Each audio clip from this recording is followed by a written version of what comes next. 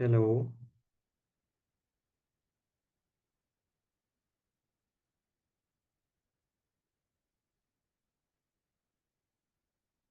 Hello, good evening ആൾ. Audible ആണെങ്കിൽ ഒന്ന് respond ചെയ്യണേ. ഓക്കെ.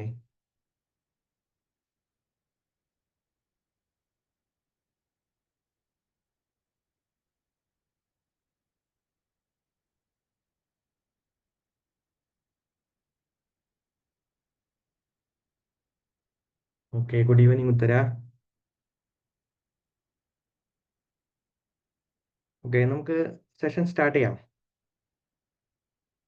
ഒരു 1-2 മിനിറ്റും കൂടി ഒന്ന് വെയിറ്റ് ചെയ്യാം അല്ലെങ്കിൽ.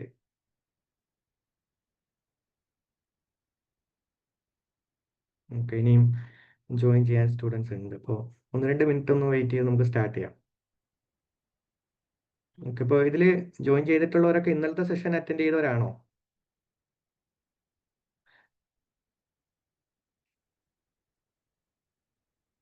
ഓക്കെ, അഭിനവ് ഇന്നലത്തെ അറ്റൻഡ് ചെയ്തിട്ടില്ല. ഓക്കെ. ഓക്കെ, ഇതിൽ ഓൾറെഡി UPSC പ്രിപ്പയർ ചെയ്യുന്നവരുണ്ടോ? ഓൾറെഡി UPSC പ്രിപ്പയർ ചെയ്യുന്ന, UPSC ഫോക്കസ് ചെയ്ത് UPSC മാത്രം പ്രിപ്പയർ ചെയ്യുന്നവരുണ്ടോ? Okay. Vaishnav. Okay. Not audible. Revathi, voice problem ഉണ്ടോ? അതിൽ ജോയിൻ ഓഡിയോ ഒന്ന് കൊടുത്തിട്ടുണ്ടോ രേവതി? ഓക്കെ ആണ്. അജിൻ.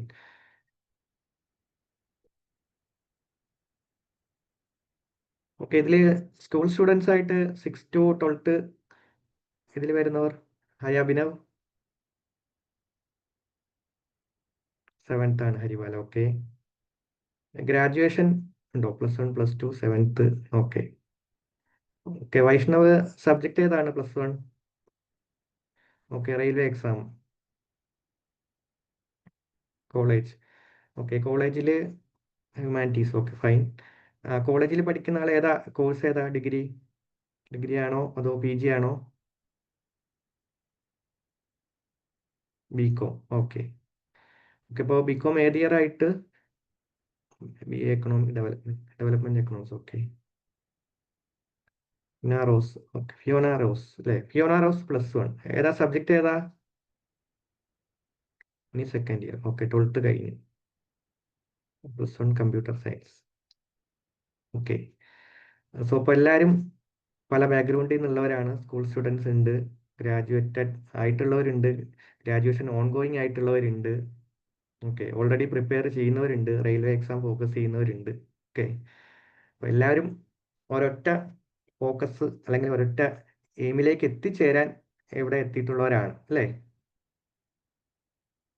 പല ഏജ് ഗ്രൂപ്പിലും അതുപോലെ തന്നെ ആ, പല ക്ലാസ്സസിലും ആയിട്ടും അതുപോലെ തന്നെ ഓൾറെഡി പ്രിപ്പയർ ചെയ്യുന്നവരും എല്ലാവരും ഒരൊറ്റ എയിമിലേക്ക് എത്തിച്ചേരാൻ വേണ്ടിയിട്ടാണ് ഇവിടെ എത്തിയിരിക്കുന്നത് അല്ലേ? അല്ലേ? യെസ്. ഫൈൻ. അപ്പോൾ നമുക്ക് UPSC എന്നുള്ളൊരു ഡ്രീം അച്ചീവ് ചെയ്യുക എന്നുള്ളതായിരിക്കും എല്ലാവരുടെയും പാഷൻ എന്ന് ഞാൻ വിശ്വസിക്കുന്നു. അല്ലെങ്കിൽ എല്ലാവരും ആ ഒരു പാഷനിലേക്ക് കൂടുതൽ ആത്മാർത്ഥതയോടുകൂടി വർക്ക് ചെയ്യുക. അപ്പോൾ നമുക്ക് അതിലേക്കുള്ള ഒരു സെഷൻ നമുക്ക് സ്റ്റാർട്ട് ചെയ്യാം. ഓക്കെ. ഇന്നപ്പോൾ നമ്മുടെ Day 2 ആണ്, introduction to Indian polity and constitution. Okay, അപ്പോൾ സഫ്വാൻ സാറ് ഇന്നലെ നിങ്ങൾക്ക് ഓവറോൾ UPSC റിലേറ്റഡ് ആയിട്ടുള്ള കാര്യങ്ങളിൽ ഒരു ബേസിക് ആയിട്ടുള്ള കുറച്ച് കാര്യങ്ങളൊക്കെ പറഞ്ഞു തന്നിട്ടുണ്ടായിരുന്നു അല്ലേ? ഏകദേശം എക്സാം എക്സാമിൻ്റെ നേച്ചർ എന്താണ്, എക്സാമിൻ്റെ പാറ്റേൺ എന്താണ്, ഓക്കെ, അതിനെക്കുറിച്ചൊക്കെ ഉള്ള ഒരു ഐഡിയ എല്ലാം സഫ്വാൻ സാർ തന്നിട്ടുണ്ടാവും. ഓക്കെ. അപ്പോൾ ഇന്നത്തെ എൻ്റെ, സോറി, അതിന് മുമ്പ് എന്നെ ഇൻട്രൊഡ്യൂസ് ചെയ്തില്ല. എൻ്റെ പേര് അമൽ. ഞാൻ എമിനൻ്റ് IASലെ പൊളിറ്റി ആൻഡ് കോൺസ്റ്റിറ്റ്യൂഷൻ ഫാക്കൽറ്റിയാണ്.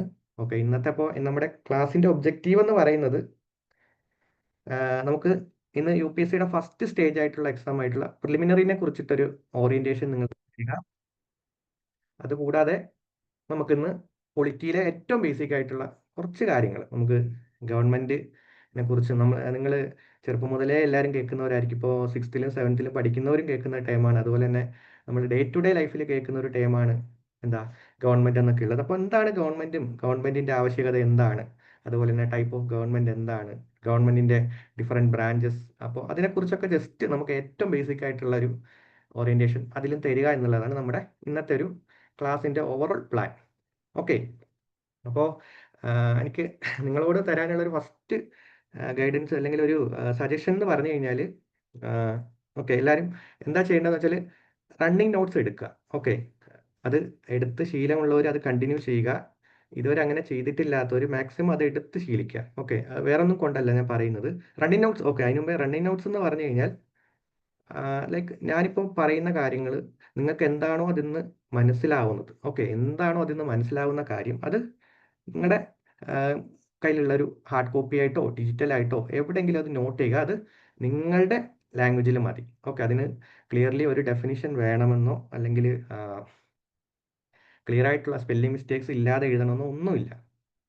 എന്താ ചെയ്യേണ്ടത്, നിങ്ങൾക്ക് മനസ്സിലാവുന്ന രീതിയിൽ അതൊന്ന് നോട്ട് ചെയ്യുക. എന്താണോ അണ്ടർസ്റ്റാൻഡ് ആയത് ജസ്റ്റ് അതെന്ത് ചെയ്യുക, നോട്ട് ചെയ്യുക. അപ്പോൾ എല്ലാവർക്കും റണ്ണിങ് നോട്ട്സ് ഒക്കെ എടുക്കുന്ന ശീലം ഉണ്ടോ? എല്ലാവർക്കും റണ്ണിങ് നോട്ട്സ് അല്ലെങ്കിൽ ലെക്ചർ നോട്ട്സ് എന്നൊക്കെ ആയിരിക്കും നിങ്ങൾ കേട്ടിട്ടുണ്ടാവുക. ഓക്കെ, ഉണ്ട്, ഫൈൻ, വെരി ഗുഡ്. അപ്പോൾ അതുള്ളവർ അത് കണ്ടിന്യൂ ചെയ്യുക. അതില്ലാത്തവർ അത് സ്റ്റാർട്ട് ചെയ്യുക സംടൈംസ്. അപ്പോൾ ഹരിബാല സംടൈംസ് ആണ്. ഓക്കെ, അപ്പോൾ ഹരിബാല എന്ത് ചെയ്യുക, മാക്സിമം റണ്ണിങ് നോട്ട്സ് എടുക്കുക. അത് എടുക്കുന്നതിൻ്റെ ഒരു ഫസ്റ്റ് അഡ്വാൻറ്റേജ് എന്ന് പറഞ്ഞു കഴിഞ്ഞാൽ അതൊരു നിങ്ങൾക്ക് വേണ്ടിയിട്ടുള്ളൊരു പെർമനൻ്റ് ആയിട്ട് റിവൈസ് ചെയ്യാനോ അല്ലെങ്കിൽ കംപ്ലീറ്റ് നിങ്ങളുടെ ഒരു പ്രൈമറി നോട്ടാക്കാനോ ഒന്നുമല്ല. മേജർ ആയിട്ടുള്ള അതിൻ്റെ ഒരു അഡ്വാൻറ്റേജ് എന്ന് പറഞ്ഞു കഴിഞ്ഞാൽ നിങ്ങൾ കംപ്ലീറ്റ്ലി ഏതൊരു സെഷനിലും കംപ്ലീറ്റ്ലി ആക്റ്റീവായിട്ടിരിക്കാൻ, അല്ലെങ്കിൽ ഒരു പാസീവ് ലേണിങ്ങിനേക്കാൾ ആക്റ്റീവ് ലേണിംഗ്. ഇപ്പോൾ ലെക്ചർ കേൾക്കുക എന്ന് പറഞ്ഞു കഴിഞ്ഞാൽ നമ്മൾ ജസ്റ്റ് ഒരു പാസീവ് ലേണിംഗ് പോലത്തെ ഒരു മെത്തേഡാണ്.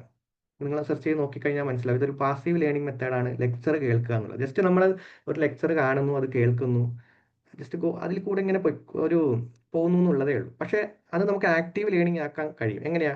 അതിൽ കേൾക്കുന്ന കാര്യങ്ങൾ നിങ്ങൾക്ക് മനസ്സിലാവുന്നു, നിങ്ങൾ എവിടെയെങ്കിലും നോട്ട് ചെയ്യുകയാണെന്നുണ്ടെങ്കിൽ ആ നോട്ട് ചെയ്യുന്ന പ്രോസസ്സ് എന്ന് പറഞ്ഞാൽ നിങ്ങൾ ആ ഒരു ലേണിംഗ് പ്രോസസ്സിൽ ആക്റ്റീവായിട്ട് എൻഗേജ്ഡ് ആവുകയാണ്. കാരണം നിങ്ങളുടെ ബ്രെയിൻ വർക്ക് ചെയ്ത് ആ പറഞ്ഞ കാര്യം എന്താണെന്ന് ക്ലിയർ ആയെങ്കിൽ മാത്രമേ നിങ്ങൾക്ക് എന്ത് ചെയ്യാൻ പറ്റുള്ളൂ, അത് ക്ലിയർലി നിങ്ങളുടെ അണ്ടർസ്റ്റാൻഡിങ് ആയിട്ടുള്ളൊരു എന്താ പറയുക, ഭാഷയിൽ അത് നോട്ട് ചെയ്യാൻ കഴിയുള്ളൂ. ഓക്കെ, അതിപ്പോൾ നമ്മളിപ്പോൾ ഏതെങ്കിലും ഒരു മെറ്റീരിയലിൽ നിന്ന് കോപ്പി പേസ്റ്റ് ചെയ്ത് നോട്ട് എഴുതുന്ന പോലെ അല്ല ഒരു റണ്ണിങ് നോട്ട്സ് എടുക്കുന്നത്. റണ്ണിങ് നോട്ട്സ് എടുക്കണമെന്നുണ്ടെങ്കിൽ നിങ്ങൾ അതിൽ ശ്രദ്ധിച്ചിരിക്കണം, ഫോക്കസ്ഡ് ആയിരിക്കണം, അതിൽ നിന്ന് ആ കാര്യം കിട്ടണം, അത് നിങ്ങളുടേതായിട്ടൊരു ഭാഷയിലേക്ക് മാറ്റി കൺവേർട്ട് ചെയ്തത് നോട്ട് ചെയ്യാൻ. ഓക്കെ, ഇതാണ് അതിൻ്റെ ഏറ്റവും മേജർ ആയിട്ടുള്ള ഒരു അഡ്വാൻറ്റേജ്. ഓക്കെ, അപ്പോൾ അതാണ് എനിക്ക് തരാനുള്ള ഫസ്റ്റ് ഒരു ഗൈഡൻസ്. എൻ്റെ സെഷൻസിൽ ഞാൻ പറയുന്ന ഒരു കാര്യം അതാണ്. നിങ്ങൾ ഏറ്റവും റിലേ ചെയ്യേണ്ടത് റണ്ണിങ് നോട്ട്സിലാണ്. ഓക്കെ, അടുത്ത രണ്ടാമത്തെ കാര്യം, രണ്ടാമത്തെ പറയേണ്ടതില്ല, നിങ്ങൾ അത്യാവശ്യം എല്ലാവരും റെസ്പോൺസ് ചെയ്യുന്നുണ്ട്. അപ്പോൾ എനിക്ക് പറയാനുള്ള കാര്യം, മാക്സിമം ഇൻട്രാക്റ്റീവ് ആയിട്ട് റെസ്പോണ്ട് ചെയ്യുക. നിങ്ങൾക്ക് നേരെ ക്വസ്റ്റ്യൻസ് വരും. ചിലപ്പോൾ സിമ്പിളായിട്ടുള്ള ക്വസ്റ്റ്യൻ ആയിരിക്കാം, ടഫായിട്ടുള്ള ക്വസ്റ്റ്യൻ ആയിരിക്കും, ചിലപ്പോൾ കേട്ടിട്ട് പോലും ഇല്ലാത്ത ക്വസ്റ്റ്യൻസ് ആയിരിക്കാം വരിക. പക്ഷേ ആ ക്വസ്റ്റ്യൻസിന് നേരെ നിങ്ങൾക്ക് അറിയുന്ന നോളജ് വെച്ച്, അല്ലെങ്കിൽ അതിൽ നിന്ന് എന്താണോ മനസ്സിലാക്കാൻ പറ്റുന്നത്, അല്ലെങ്കിൽ ജസ്റ്റ് ട്രൈ ചെയ്യുക. ഓക്കെ, ജസ്റ്റ് അത് ട്രൈ ചെയ്യുക. എന്ത് ചെയ്യാൻ? ഒന്ന് റെസ്പോണ്ട് ചെയ്യാനായിട്ട് ട്രൈ ചെയ്യുക. കാരണം അങ്ങനെ ചെയ്തു കഴിഞ്ഞാലാണ് നിങ്ങളുടെ തോട്ട് പ്രോസസ്സ് വീണ്ടും എന്ത് ചെയ്യുക, എൻലാർജ് ആവുക. അല്ലാന്നുണ്ടെങ്കിൽ നിങ്ങൾ ഒരു ക്വസ്റ്റ്യനെ അറ്റൻഡ് ചെയ്യാൻ പറയുന്നു കഴിഞ്ഞാൽ നമുക്ക് കംപ്ലീറ്റ്ലി എല്ലാം പഠിച്ച് കംപ്ലീറ്റ് പെർഫെക്റ്റ് ആയിട്ട് നമുക്ക് എക്സാം അറ്റൻഡ് ചെയ്യാൻ പറ്റില്ല. ഒരു എക്സാം നമുക്ക് അറ്റൻഡ് ചെയ്യാൻ പറ്റില്ല, അല്ലേ? ആണോ? നമുക്ക് കംപ്ലീറ്റ്ലി ഫുൾ ഇപ്പോൾ UPSC പോലത്തെ ഒരു എക്സാം എന്ന് പറഞ്ഞു കഴിഞ്ഞാൽ, നിങ്ങൾക്ക് ഇപ്പോൾ ഞാൻ ഉദാഹരണം പറഞ്ഞാൽ ഫസ്റ്റ് റാങ്ക് കിട്ടുന്ന ആൾക്ക് പോലും ടോട്ടൽ മാർക്കിൻ്റെ ഒരു പകുതി പെർസെൻറ്റേജോളമാണ് കിട്ടാറുള്ളത്. ഉദാഹരണത്തിന് നമുക്ക് ടോട്ടൽ മാർക്ക് എന്ന് പറഞ്ഞാൽ 2025 ആണ്. അതിലൊരു 1200 അതുവരെയൊക്കെയാണ് മാക്സിമം ഫസ്റ്റ് റാങ്കിന് പോലും വരുന്നത്. അപ്പോൾ അവർക്കൊക്കെ പോലും ഫുള്ള് കവർ ചെയ്തിട്ടൊന്നും, ഫുള്ള് കവർ ചെയ്ത് അല്ലെങ്കിൽ ഫുൾ മാർക്ക് മേടിച്ച് റാങ്കിൽ എത്താമെന്ന് കഴിയില്ല. ഓക്കെ, അപ്പോൾ എന്താ ചെയ്യേണ്ടത്? മാക്സിമം നമുക്ക് അറിഞ്ഞൂടാത്ത കാര്യങ്ങൾ പലതും ഉണ്ടാവും, നമുക്ക് പെർഫെക്റ്റ് ആവാൻ കഴിയില്ല. അപ്പോൾ എന്ത് ചെയ്യുക, അറിഞ്ഞൂടാത്ത കാര്യങ്ങൾ വന്നാലും മാക്സിമം അതിനെ എന്ത് ചെയ്യുക, നേരിടാൻ ശ്രമിക്കുക, ക്വസ്റ്റ്യൻസ് അറ്റൻഡ് ചെയ്യാൻ ശ്രമിക്കുക. ഓക്കെ, അപ്പോൾ മാക്സിമം ഇൻട്രാക്റ്റീവ് ആയിട്ട് ക്വസ്റ്റ്യൻസ് വന്നു കഴിഞ്ഞാൽ അത് ഫോക്കസ് ചെയ്തിട്ട് തിരിച്ച് ഇൻട്രാക്ട് ചെയ്യാൻ ശ്രമിക്കുക, ക്വസ്റ്റ്യൻസിനെ ആൻസർ ചെയ്യാൻ ശ്രമിക്കുക. ഇനിയിപ്പോൾ അത് തെറ്റായാലോ ബ്ലണ്ടർ ആയാലോ ഒന്നും ഒരു പ്രോബ്ലം ഇല്ല. ഓക്കെ, ഇപ്പോൾ നിങ്ങളൊരു ക്വസ്റ്റ്യൻ അറ്റൻഡ് ചെയ്തത് തെറ്റിപ്പോയി എന്ന് തന്നെ വിചാരിക്കുക, ആ തെറ്റ് പിന്നെ നിങ്ങൾ ആവർത്തിക്കില്ല, ഇല്ലേ? ഒരു വട്ടം ഒരു ക്വസ്റ്റ്യൻ ആൻസർ തെറ്റ് പറഞ്ഞു എന്ന് എഴുതിയിട്ട് പിന്നെയും വീണ്ടും ആ ക്വസ്റ്റ്യൻ വരുമ്പോൾ നിങ്ങൾ എന്ത് ചെയ്യും? യെസ്, അത് തിരുത്താൻ, അല്ലെങ്കിൽ നിങ്ങളുടെ മൈൻഡിൽ തന്നെ എന്ത് ചെയ്യും, ആ ക്വസ്റ്റ്യൻ ഞാൻ ഇതിന് മുന്നേ അറ്റൻഡ് ചെയ്ത് തെറ്റിപ്പോയതാണ്, അല്ലേ? ഇനി അത് വീണ്ടും തെറ്റ് റിപ്പീറ്റ് ആവില്ല. ചിലപ്പോൾ ഒന്നും കൂടി റിപ്പീറ്റ് ആയേക്കാം, പക്ഷേ രണ്ട് വട്ടം ഒരു തെറ്റ് ഒരാൾക്ക് പറ്റിക്കഴിഞ്ഞാൽ വീണ്ടും എന്ത് ചെയ്യില്ല, റിപ്പീറ്റ് ചെയ്യില്ല. അപ്പോൾ എന്ത് ചെയ്യുക, ക്വസ്റ്റ്യൻസ് അറ്റൻഡ് ചെയ്യാൻ ശ്രമിക്കുക, റെസ്പോണ്ട് ചെയ്യുക. ഓക്കെ, പറയുന്ന കാര്യങ്ങൾ ക്ലിയർ ആവുന്നുണ്ടോ എല്ലാവർക്കും? ഓഡിബിൾ ആണോ? വോയിസ് ഒക്കെ ക്ലിയർ ആണോ? പറയുന്ന കാര്യങ്ങൾ നിങ്ങൾക്ക് ക്ലിയർ ആവുന്നുണ്ടോ? യെസ്, ഓക്കെ ആണ്. ഓക്കെ, അപ്പോൾ ഈ രണ്ട് കാര്യങ്ങളാണ് എനിക്ക് മേജറായിട്ട് നിങ്ങളോട് ഫസ്റ്റ് തന്നെ പറയാനുള്ളത്. ഓക്കെ, അപ്പോൾ റണ്ണിങ് നോട്ട്സ് എടുക്കുക, മാക്സിമം ഇന്ററാക്റ്റീവ് ആയിട്ട് പോവുക. അപ്പോൾ പൊളിറ്റി, നമ്മുടെ സെഷൻസ് മെയിൻ കോർ സബ്ജക്ട്സ് എന്നൊക്കെ പറയുമ്പോൾ പൊളിറ്റി, എക്കണോമി, ജോഗ്രഫി, ഇതൊക്കെ നമ്മൾ മാക്സിമം ഇന്ററാക്റ്റീവ് ആയിട്ട് പോവുകയാണെങ്കിലാണ് നമുക്ക് മാക്സിമം കാര്യങ്ങൾ മനസ്സിലാക്കി ക്ലിയർ ആക്കി എടുക്കാൻ പറ്റുക. നമുക്കിവിടെ UPSCയുടെ ഒരു മെയിൻ ആയിട്ടുള്ളൊരു കാര്യം എന്ന് പറഞ്ഞു കഴിഞ്ഞാൽ, ഇവിടെ നമുക്ക് വേണ്ടത് ഒരു കൺസെപ്റ്റുവൽ ക്ലാരിറ്റി, അല്ലെങ്കിൽ ക്ലിയർ ആയിട്ട് ആ കൺസെപ്റ്റ് എന്താണെന്ന് അണ്ടർസ്റ്റാൻഡ് ചെയ്യുക എന്നുള്ളതാണ്. അപ്പോൾ അല്ലെങ്കിൽ തിയറിറ്റിക്കൽ നോളജ്, ലൈക്ക് നമുക്കൊരു ടെക്സ്റ്റിലുള്ള കാര്യം അതേപടി ബൈഹാർട്ടാക്കി പഠിച്ച് അപ്ലൈ ചെയ്യുന്ന ഒരു കാര്യമല്ല ഇവിടെ. നമുക്ക് എന്താണ് ആ കാര്യം ക്ലിയർലി അണ്ടർസ്റ്റാൻഡ് ചെയ്യുക, കൺസെപ്റ്റ് ക്ലിയർ ആക്കുക എന്നുള്ളതാണ്.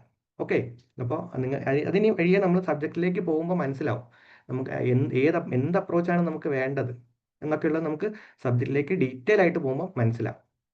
ഓക്കെ, അപ്പോൾ നമുക്ക് ജസ്റ്റ് പ്രിലിമിനറി എക്സാമിന്റെ സ്ട്രക്ചറിലേക്കൊക്കെ ഒന്ന് പോവാം. ഓക്കെ, പ്രിലിമിനറി എക്സാമിനെ കുറിച്ചിട്ടൊക്കെ കേട്ടിട്ടുണ്ടാവും എല്ലാവരും.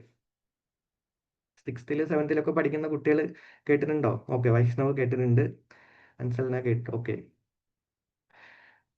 ഓക്കെ, അപ്പോൾ ഞാൻ എല്ലാവർക്കും വേണ്ടിയിട്ട് ജസ്റ്റ് ഒരു ബ്രീഫായിട്ട് പ്രിലിമിനറി എക്സാമിന്റെ സ്ട്രക്ചർ എങ്ങനെയാണെന്നൊക്കെ നിങ്ങൾക്കൊന്ന് പറഞ്ഞുതരാം. ഓക്കെ, പ്രിലിമിനറിയിൽ നമുക്ക് 2 പേപ്പറാണുള്ളത്. അപ്പോൾ അതിന് മുന്നേ ഇന്നലെ സാറ് പറഞ്ഞിട്ടുണ്ടാവും നമുക്ക് എത്രയാ 3 സ്റ്റേജ് എക്സാം ആണ് ഉള്ളത്. ഫസ്റ്റ് പ്രിലിമിനറി, അത് കഴിഞ്ഞിട്ട് മെയിൻസ് എക്സാം, അത് കഴിഞ്ഞ് ഇന്റർവ്യൂ. ഇതെല്ലാം കഴിഞ്ഞിട്ടാണ് നമുക്ക് എന്ത് വരുന്നത്, നമ്മുടെ ഫൈനൽ റാങ്ക് ലിസ്റ്റ് വരുന്നത്. ഓക്കെ, അപ്പോൾ ഞാൻ നമുക്ക് പ്രിലിമിനറിനെ കുറിച്ചിട്ടുള്ളൊരു ഓവർവ്യൂ തരാം. അപ്പോൾ നമുക്ക് പ്രിലിമിനറിയിൽ എന്താണ് 2 പേപ്പറാണുള്ളത്. ഒന്ന് GS പേപ്പർ 1. GS പേപ്പർ 1 എന്ന് പറഞ്ഞാൽ related to GK part. Okay, GK based ആയിട്ടുള്ള ക്വസ്റ്റ്യൻസ് വരുന്ന പാർട്ടാണ് പ്രിലിമിനറി.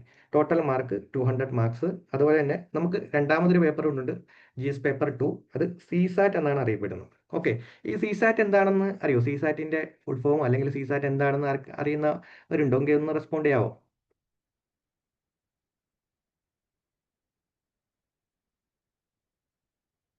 യെസ്, എബിലിറ്റി ടെസ്റ്റ് ആണോ? യെസ്, അതെ. ആപ്റ്റിറ്റ്യൂഡ്.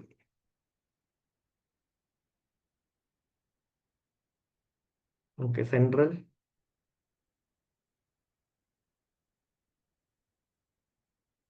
ഓക്കെ, CSAT എന്ന് പറഞ്ഞാൽ സിവിൽ സർവീസസ് ആപ്റ്റിറ്റ്യൂഡ് ടെസ്റ്റ് എന്നാണ് CSAT എന്ന് പറയുന്നത്. അത് നമുക്ക് എത്ര മാർക്കിനാണ്? 200 മാർക്സിനാണ്. അപ്പോൾ നമുക്ക് 2 പേപ്പർ എക്സാം ഉണ്ട്. ഓക്കെ, ഇനി പറയുന്ന കാര്യങ്ങൾ ഒന്ന് ശ്രദ്ധിച്ച് കേൾക്കുക. CSAT എന്ന് പറയുന്ന പേപ്പർ ഇപ്പോൾ ടോട്ടൽ 400 മാർക്കാണ്, പക്ഷേ രണ്ടും സെപ്പറേറ്റ്ലി ആണ് മാർക്കൊക്കെ കൂട്ടുന്നത്. അപ്പോൾ ഈ ഒരു കാര്യം എന്ന് പറഞ്ഞാൽ ഓൺലി ക്വാളിഫയിങ് ആണ്. നമ്മുടെ പ്രിലിമിനറി എക്സാമിന്റെ മാർക്സ് എന്ന് പറയുന്നത് ജസ്റ്റ് ഫോർ ക്വാളിഫൈ. അതായത് നമ്മളിപ്പോൾ GS പേപ്പർ 1 ഒരു 200 മാർക്കും GS പേപ്പർ 2 200 മാർക്ക് സ്കോർ ചെയ്തതെന്ന് വിചാരിക്കുക. നമുക്ക് ഫുൾ സ്കോർ ചെയ്താലും അത് നമ്മുടെ മെയിൻസ് അറ്റൻഡ് ചെയ്യാനുള്ള ഒരു ക്വാളിഫിക്കേഷൻ മാത്രമേ ആകുന്നുള്ളൂ. ആ ഒരു മാർക്ക് എന്തിന് നമുക്ക് ഫൈനൽ റാങ്ക് ലിസ്റ്റിൽ കൺസിഡർ ചെയ്യുകയില്ല.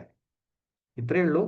നമ്മൾ പ്രിലിംസിൽ വാങ്ങുന്ന മാർക്ക് എന്ന് പറയുന്നത് ജസ്റ്റ് മെയിൻസ് എഴുതാൻ വേണ്ടിയിട്ടുള്ള ഒരു ക്വാളിഫിക്കേഷൻ മാർക്സ് മാത്രമാണ്. പ്രിലിംസിൽ നമ്മൾ മാക്സിമം ഫുൾ മാർക്കൊന്നും നമ്മുടെ UPSCയുടെ ഒരു ലിസ്റ്റിൽ അങ്ങനെ ആർക്കും കിട്ടാറില്ല. ഇപ്പോൾ 200ൽ കട്ട് ഓഫിനെ കുറിച്ചൊക്കെ അറിയോ? GS 1 കട്ട് ഓഫ് ഏകദേശം ഒരു 85 to 110 അല്ലെങ്കിൽ 20, ഈ ഒരു റേഞ്ചിലാണ് വരുന്നത്. ഓക്കെ, കട്ട് ഓഫ് എന്ന് പറഞ്ഞാൽ സിംപ്ലി ഇത്രയേ ഉള്ളൂ. എത്ര പേര് എന്താണ് ആ കട്ട് ഓഫിന് മുകളിൽ, ഇപ്പോൾ ഒരു 100 ആണ് കട്ട് ഓഫ് മാർക്ക് എന്ന് വിചാരിക്കുക.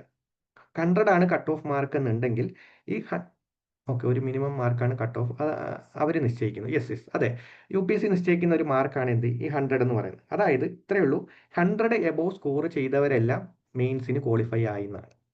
സിംപ്ലി ഇത്രയേ ഉള്ളൂ, 100 ആൻഡ് എബോവ് മാർക്ക് എന്ന് പറയുന്നത് മെയിൻസിന് ക്വാളിഫൈ ആയി എന്നുള്ളതാണ്. ഓക്കെ, ഞാൻ ഇവിടെ പറയാൻ ഉദ്ദേശിച്ച കാര്യം ഇത്രയേ ഉള്ളൂ. ഈ നിങ്ങൾക്ക് പ്രിലിംസിന് കിട്ടുന്ന മാർക്ക് എന്ന് പറയുന്നത് അത് ഓൺലി ഒരു ക്വാളിഫിക്കേഷൻ മാർക്ക് മാത്രമാണ്. യെസ്, എക്സാം ടഫ് ആവുന്നതനുസരിച്ച് കട്ട് ഓഫ് കുറയും. യെസ്, എക്സാം ടഫ് ആവുന്നതനുസരിച്ചും അതിലെ കുട്ടികളുടെ പെർഫോമൻസ് അനുസരിച്ചുമാണ് കട്ട് ഓഫ് കൂടുകയും കുറയുകയും ചെയ്യുന്നത്. ഇപ്പോൾ എക്സാം ടഫ് ആയിട്ടും കൂടുതൽ കുട്ടികളും സ്കോർ ചെയ്ത് കഴിഞ്ഞാലും കട്ട് ഓഫ് വലിയ കുറവുണ്ടാവില്ല. ഇപ്പോൾ എക്സാം ഈസി ആയിട്ടും കുട്ടികൾ ഇതിൽ അറ്റൻഡ് ചെയ്ത ഒരു മാർക്ക് കുറച്ചേ സ്കോർ ചെയ്യുന്നുണ്ടെങ്കിൽ കട്ട് ഓഫ് കുറയും. അങ്ങനെയും ഒരു സാധ്യത ഉണ്ട് കേട്ടോ. റിയൽമി പേരെന്താണ്? നിങ്ങളുടെ കറക്റ്റ് നെയിം ഇട്ട് കഴിഞ്ഞാൽ പേര് വിളിക്കുന്നതിന് എളുപ്പമായിരിക്കും. ഇതിപ്പോൾ ഒരു ബ്രാൻഡ് പേരല്ലേ റിയൽമി. ഓക്കെ, കുഴപ്പമില്ല, പേര് ശ്രീശാന്ത്. ഓക്കെ, ശ്രീശാന്ത്, ശരി. അപ്പോൾ ഇതാണ് പറഞ്ഞത്, നമ്മുടെ ഫൈനൽ റാങ്ക് ലിസ്റ്റ് എപ്പോഴും മെയിൻസിന്റെ ടോട്ടൽ 2025, അതായത് 1750 മെയിൻസിൻ്റെതും ഒരു 275 ഇന്റർവ്യൂവിന്റെ മാർക്ക് കൂടി ചേർത്ത് 2025 എത്ര കിട്ടിയോ അതനുസരിച്ചായിരിക്കും നമ്മുടെ UPSC ഫൈനൽ എക്സാമിന്റെ റാങ്ക് വരുന്നത്. ഓക്കെ, അപ്പോൾ ഇവിടെ പ്രിലിമിനറിയുടെ മാർക്ക് മാറ്റർ ചെയ്യുന്നതേ ഇല്ല. പ്രിലിമിനറിക്ക് നമുക്ക് കിട്ടുന്ന സ്കോർ എന്ന് പറയുന്നത് എന്താണ്? ജസ്റ്റ് നമ്മൾ അതിലേക്ക് മെയിൻസ് എഴുതാൻ ക്വാളിഫൈഡ് ആയി എന്നുള്ളത് മാത്രമാണ്. ഓക്കെ, പിന്നെ പ്രിലിംസിന്റെ എക്സാം നേച്ചർ എന്ന് പറയുന്നത് ഒബ്ജക്റ്റീവ് MCQ ബേസ്ഡ് ക്വസ്റ്റ്യൻ ആണ്. മീൻസ് മൾട്ടിപ്പിൾ ചോയ്സ് ക്വസ്റ്റ്യൻസ് ആയിരിക്കും. ഒരു ക്വസ്റ്റ്യൻ അതിന് 4 ആൻസേഴ്സ് അവർ തന്നിട്ടുണ്ടാവും. അതിലൊരെണ്ണം ശരിയാണ്, അത് നമ്മൾ എന്ത് ചെയ്യണം? മാർക്ക് ചെയ്യണം. ഓക്കെ, ഇതാണ് യെസ് മെയിൻസിന് ഒരു കട്ട് ഓഫ് പറയും. അതിന് മുകളിൽ സ്കോർ വരുന്നവരെയാണ് ഇന്റർവ്യൂവിന് വിളിക്കുന്നത്. ഓക്കെ, അത് ഏകദേശം എത്രത്തോളം ഒക്കെ വിളിക്കുന്നുണ്ടെന്ന് ഞാൻ ഇപ്പം ജസ്റ്റ് ഇപ്പോൾ ഒരു ഓവറോൾ ഐഡിയ തരാം. ഇനി ഞാൻ അടുത്ത പറഞ്ഞൊരു കാര്യം, most filtration happens in this stage. ഇവിടെ ഇതാണ് പ്രിലിംസിന്റെ ഒരു പ്രത്യേകത. ഏറ്റവും കൂടുതൽ എലിമിനേഷൻ, അതായത് ആസ്പിറൻസിന് അല്ലെങ്കിൽ എഴുതുന്ന ആൾക്കാരെ എലിമിനേറ്റ് ചെയ്യുന്ന സ്റ്റേജ് എന്ന് പറയുന്നത് പ്രിലിംസ് ആണ്. ഓക്കെ, അപ്പോൾ ഞാൻ അപ്രോക്സിമേറ്റ്ലി കുറച്ച് ഒരു കണക്ക് പറയാണ്. ഏകദേശം ഒരു 10 lakh സ്റ്റുഡൻസ് എന്ത് ചെയ്യും? ആപ്ലിക്കേഷൻ UPSC കൊടുക്കും നമുക്ക് വിചാരിക്കാം. സ്റ്റേറ്റ്മെന്റ് ടൈപ്പ് ക്വസ്റ്റ്യൻ UPSCക്ക് വർഷങ്ങളായിട്ടേ സ്റ്റേറ്റ്മെന്റ് ടൈപ്പ് ക്വസ്റ്റ്യൻ ആണ്. നമ്മുടെ കേരള PSC പോലെ സ്റ്റേറ്റ് ലെവൽ PSCയിലൊക്കെയാണ് എന്താണ് സ്റ്റേറ്റ്മെന്റ് ടൈപ്പ് ക്വസ്റ്റ്യൻസ് ഇപ്പോൾ അടുത്ത് കുറച്ചായിട്ട് അഡോപ്റ്റ് ആയിരിക്കുന്നത്. ഓക്കെ, UPSC ഓൾറെഡി വർഷങ്ങളായിട്ടേ സ്റ്റേറ്റ്മെന്റ് ടൈപ്പ് ക്വസ്റ്റ്യൻ ആണ്. ഓക്കെ, അപ്പോൾ ഞാൻ പറഞ്ഞു വരുന്നത് ഒരു 10 lakh സ്റ്റുഡൻസ് എന്ത് ചെയ്യും? UPSCക്ക് അപ്ലൈ ചെയ്യുന്നു എന്ന് വിചാരിക്കുക. ഓക്കെ, അതിലൊരു 5 lakh എന്ത് ചെയ്യും? എക്സാം അറ്റൻഡ് ചെയ്യുന്നു എന്ന് നമുക്ക് അസ്യൂം ചെയ്യാം. 5 lakh ചിലപ്പോൾ അതിന് മുകളിലാവാം. ഓക്കെ, അപ്രോക്സിമേറ്റ്ലി ഈ ഒരു നമ്പർ ഓഫ് പീപ്പിൾ. ഈ 5 lakh UPSC അറൗണ്ട് ഒരു 20,000 ആൾക്കാരെ ആയിരിക്കും എന്ത് ചെയ്യുന്നത്? മെയിൻസ് എഴുതാനായിട്ട് ക്വാളിഫൈഡ് ആക്കുക. ഓക്കെ, അതായത് 5 lakh 20,000. ഒന്ന് ആലോചിച്ച് നോക്കിയേ. ഇതിൽ അറൗണ്ട് ഒരു 5 lakh 20,000 എന്ന് പറഞ്ഞാൽ നിങ്ങൾ പെർസെൻറ്റേജ് നോക്കിക്കഴിഞ്ഞാൽ അപ്രോക്സിമേറ്റ്ലി ഒരു 4% മാത്രമേ പറയൂ. അതായത് 96% ആൾക്കാരെ ഇവിടെ UPSC എലിമിനേറ്റ് ചെയ്യുകയാണ്. അപ്പോൾ നമ്മുടെ ഫസ്റ്റ് എയിം എന്ന് പറഞ്ഞു കഴിഞ്ഞാൽ എന്താണ്? ഈ 5 lakh 20,000 വരിക എന്നുള്ളതാണ്. ഓക്കെ, ഇതാണ് അപ്രോക്സിമേറ്റ്ലി വരുന്ന കണക്ക്. പിന്നെ അങ്ങോട്ട് മെയിൻസിൽ 20,000 എഴുതുന്നു. ആ 20,000 ഒരു അറൗണ്ട് ഒരു 3,000 to 5,000, 3,000 to 5,000 അതിനുള്ളിൽ, അത്ര 5,000 ഒന്നും പോകാറില്ല, 3,000 ഇന്റർവ്യൂവിന് വിളിക്കും. ആ ഇന്റർവ്യൂവിൽ 3,000 ഒരു 1,000 ആൾക്കാർക്കാണ് എന്ത് കൊടുക്കുന്നത്? സർവീസ് കിട്ടുന്നത്. അപ്പോൾ ഏറ്റവും ഫിൽട്രേഷൻ നടക്കുന്ന സ്റ്റേജ് ആണ് ഇത് പ്രിലിംസ് എന്ന് പറയുന്നത്. ഓക്കെ, പ്രിലിംസ് ജയിച്ചു, മെയിൻസിന് തോറ്റു, പിന്നെയും പ്രിലിംസ് നമ്മൾ ഈവൻ ഇന്റർവ്യൂവിൽ നമുക്ക് എത്തിയിട്ട് പോലും നമ്മൾ സർവീസിൽ എത്തിയിട്ടില്ലെങ്കിൽ നെക്സ്റ്റ് പ്രിലിംസ് അഗെയിൻ എഴുതണം. ഓക്കെ, അപ്പോൾ ഇതാണ് ബേസിക് ആയിട്ട് പ്രിലിംസിന്റെ നേച്ചർ. ഇനി അടുത്ത പ്രിലിംസിൽ 2 പേപ്പറിന്റെയും കുറച്ച് പ്രത്യേകതകൾ ഞാൻ ഒന്ന് പറയാം. അപ്പോൾ GS പേപ്പർ 1 എന്ന് ഞാൻ നേരത്തെ പറഞ്ഞു. എന്താണ് ഇതുവരെ നിങ്ങൾ ക്ലിയർ ആണോ? ഇതുവരെയുള്ള കാര്യങ്ങളെല്ലാം എല്ലാവർക്കും ക്ലിയർ ആണോ? യെസ്, ഓക്കെ ആണ്. അപ്പോൾ യെസ്, കണ്ടിന്യൂ ചെയ്യാം. ക്ലിയർ. ഓക്കെ, അപ്പോൾ നമുക്ക് അടുത്ത നെക്സ്റ്റ് സെഷനിലേക്ക് പോവാം. അതായത് ഇനി എക്സാമിന്റെ 2 പേപ്പറിന്റെ ഒരു നേച്ചറും എക്സാമിന്റെ ഓവറോൾ ക്വസ്റ്റ്യൻ പാറ്റേൺ, എത്ര ക്വസ്റ്റ്യൻ ഉണ്ടാവും, എത്ര മാർക്കിനാണ്, എത്ര ടൈം ഉണ്ടാവും, എല്ലാം ഒന്ന് ജസ്റ്റ് പറയാം.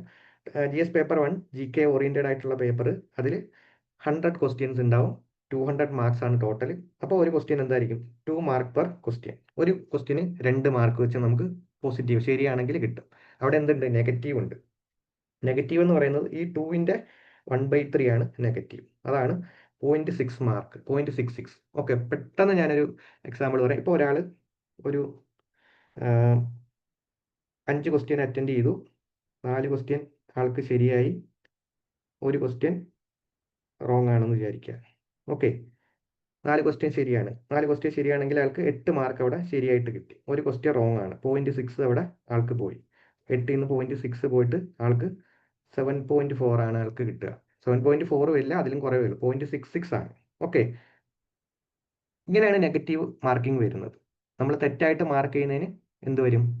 നെഗറ്റീവ് പോവും. ശരിയായിട്ടുള്ളതിന് 2 മാർക്ക് വെച്ച് നമുക്ക് കിട്ടും. ഇങ്ങനെ ഈ 200 മാർക്കിൽ ഞാൻ നേരത്തെ പറഞ്ഞ ഏകദേശം ഒരു 100+ ആണ് നമുക്ക് ടാർഗറ്റ്. 100+ അല്ല, ഒരു 120 എബോവ് നമ്മൾ ടാർഗറ്റ് വെച്ച് പോകണം. ഏകദേശം ഇതാണ് നമ്മുടെ അറ്റൻഡ് ചെയ്തിട്ടില്ല എന്നുണ്ടെങ്കിൽ നെഗറ്റീവ് ഇല്ല. Okay sir, how many attempt അത് നമ്മുടെ കുറച്ച് റിസർവേഷനും അങ്ങനെയുള്ള കാര്യങ്ങളുണ്ട്. അതൊക്കെ വെച്ച് ഡിപ്പെൻഡ് ചെയ്യും. ഇപ്പോൾ ജനറൽ ആയിട്ടുള്ള ആൾക്കാർക്ക് ഒരു 6 അറ്റംപ്റ്റും അതുപോലെ തന്നെ ഏജ് ലിമിറ്റും പറയുന്നത് 32 ഏജ് വരെയാണ് അറ്റൻഡ് ചെയ്യാൻ പറ്റുന്നത്. ഓക്കെ, അറിയാത്ത ക്വസ്റ്റ്യൻ എഴുതാതിരുന്നാൽ നെഗറ്റീവ് ഇല്ല. നമ്മൾ അറ്റൻഡ് ചെയ്യാതിരുന്നു കഴിഞ്ഞാൽ ഒരു നെഗറ്റീവ് ഇല്ല. നമ്മൾ അറ്റൻഡ് ചെയ്ത് ക്വസ്റ്റ്യൻ റോങ് ആയാലാണ് എന്ത് നെഗറ്റീവ് വരുന്നത്. അതുപോലെ തന്നെ അറ്റൻഡ് ചെയ്ത് ഒരു ക്വസ്റ്റ്യൻ തന്നെ 2 ചോയ്സ് ഒക്കെ മാർക്ക് ചെയ്താലൊക്കെ നെഗറ്റീവ് വരും. ഓക്കെ, അപ്പോൾ ബിഫോർ 6 അറ്റംപ്റ്റ് ആണ് പറയുന്നത്. ബട്ട് എന്താണ്, റിസർവേഷൻ ഉള്ള ഗ്രൂപ്പ്സിനൊക്കെ 9ഉം അതിന് അബോവ് ഒക്കെ വരുന്നുണ്ട്. അത് നമ്മളെ ഓരോരുത്തരെയും ഡിപ്പെൻഡ് ചെയ്തിട്ടിരിക്കും.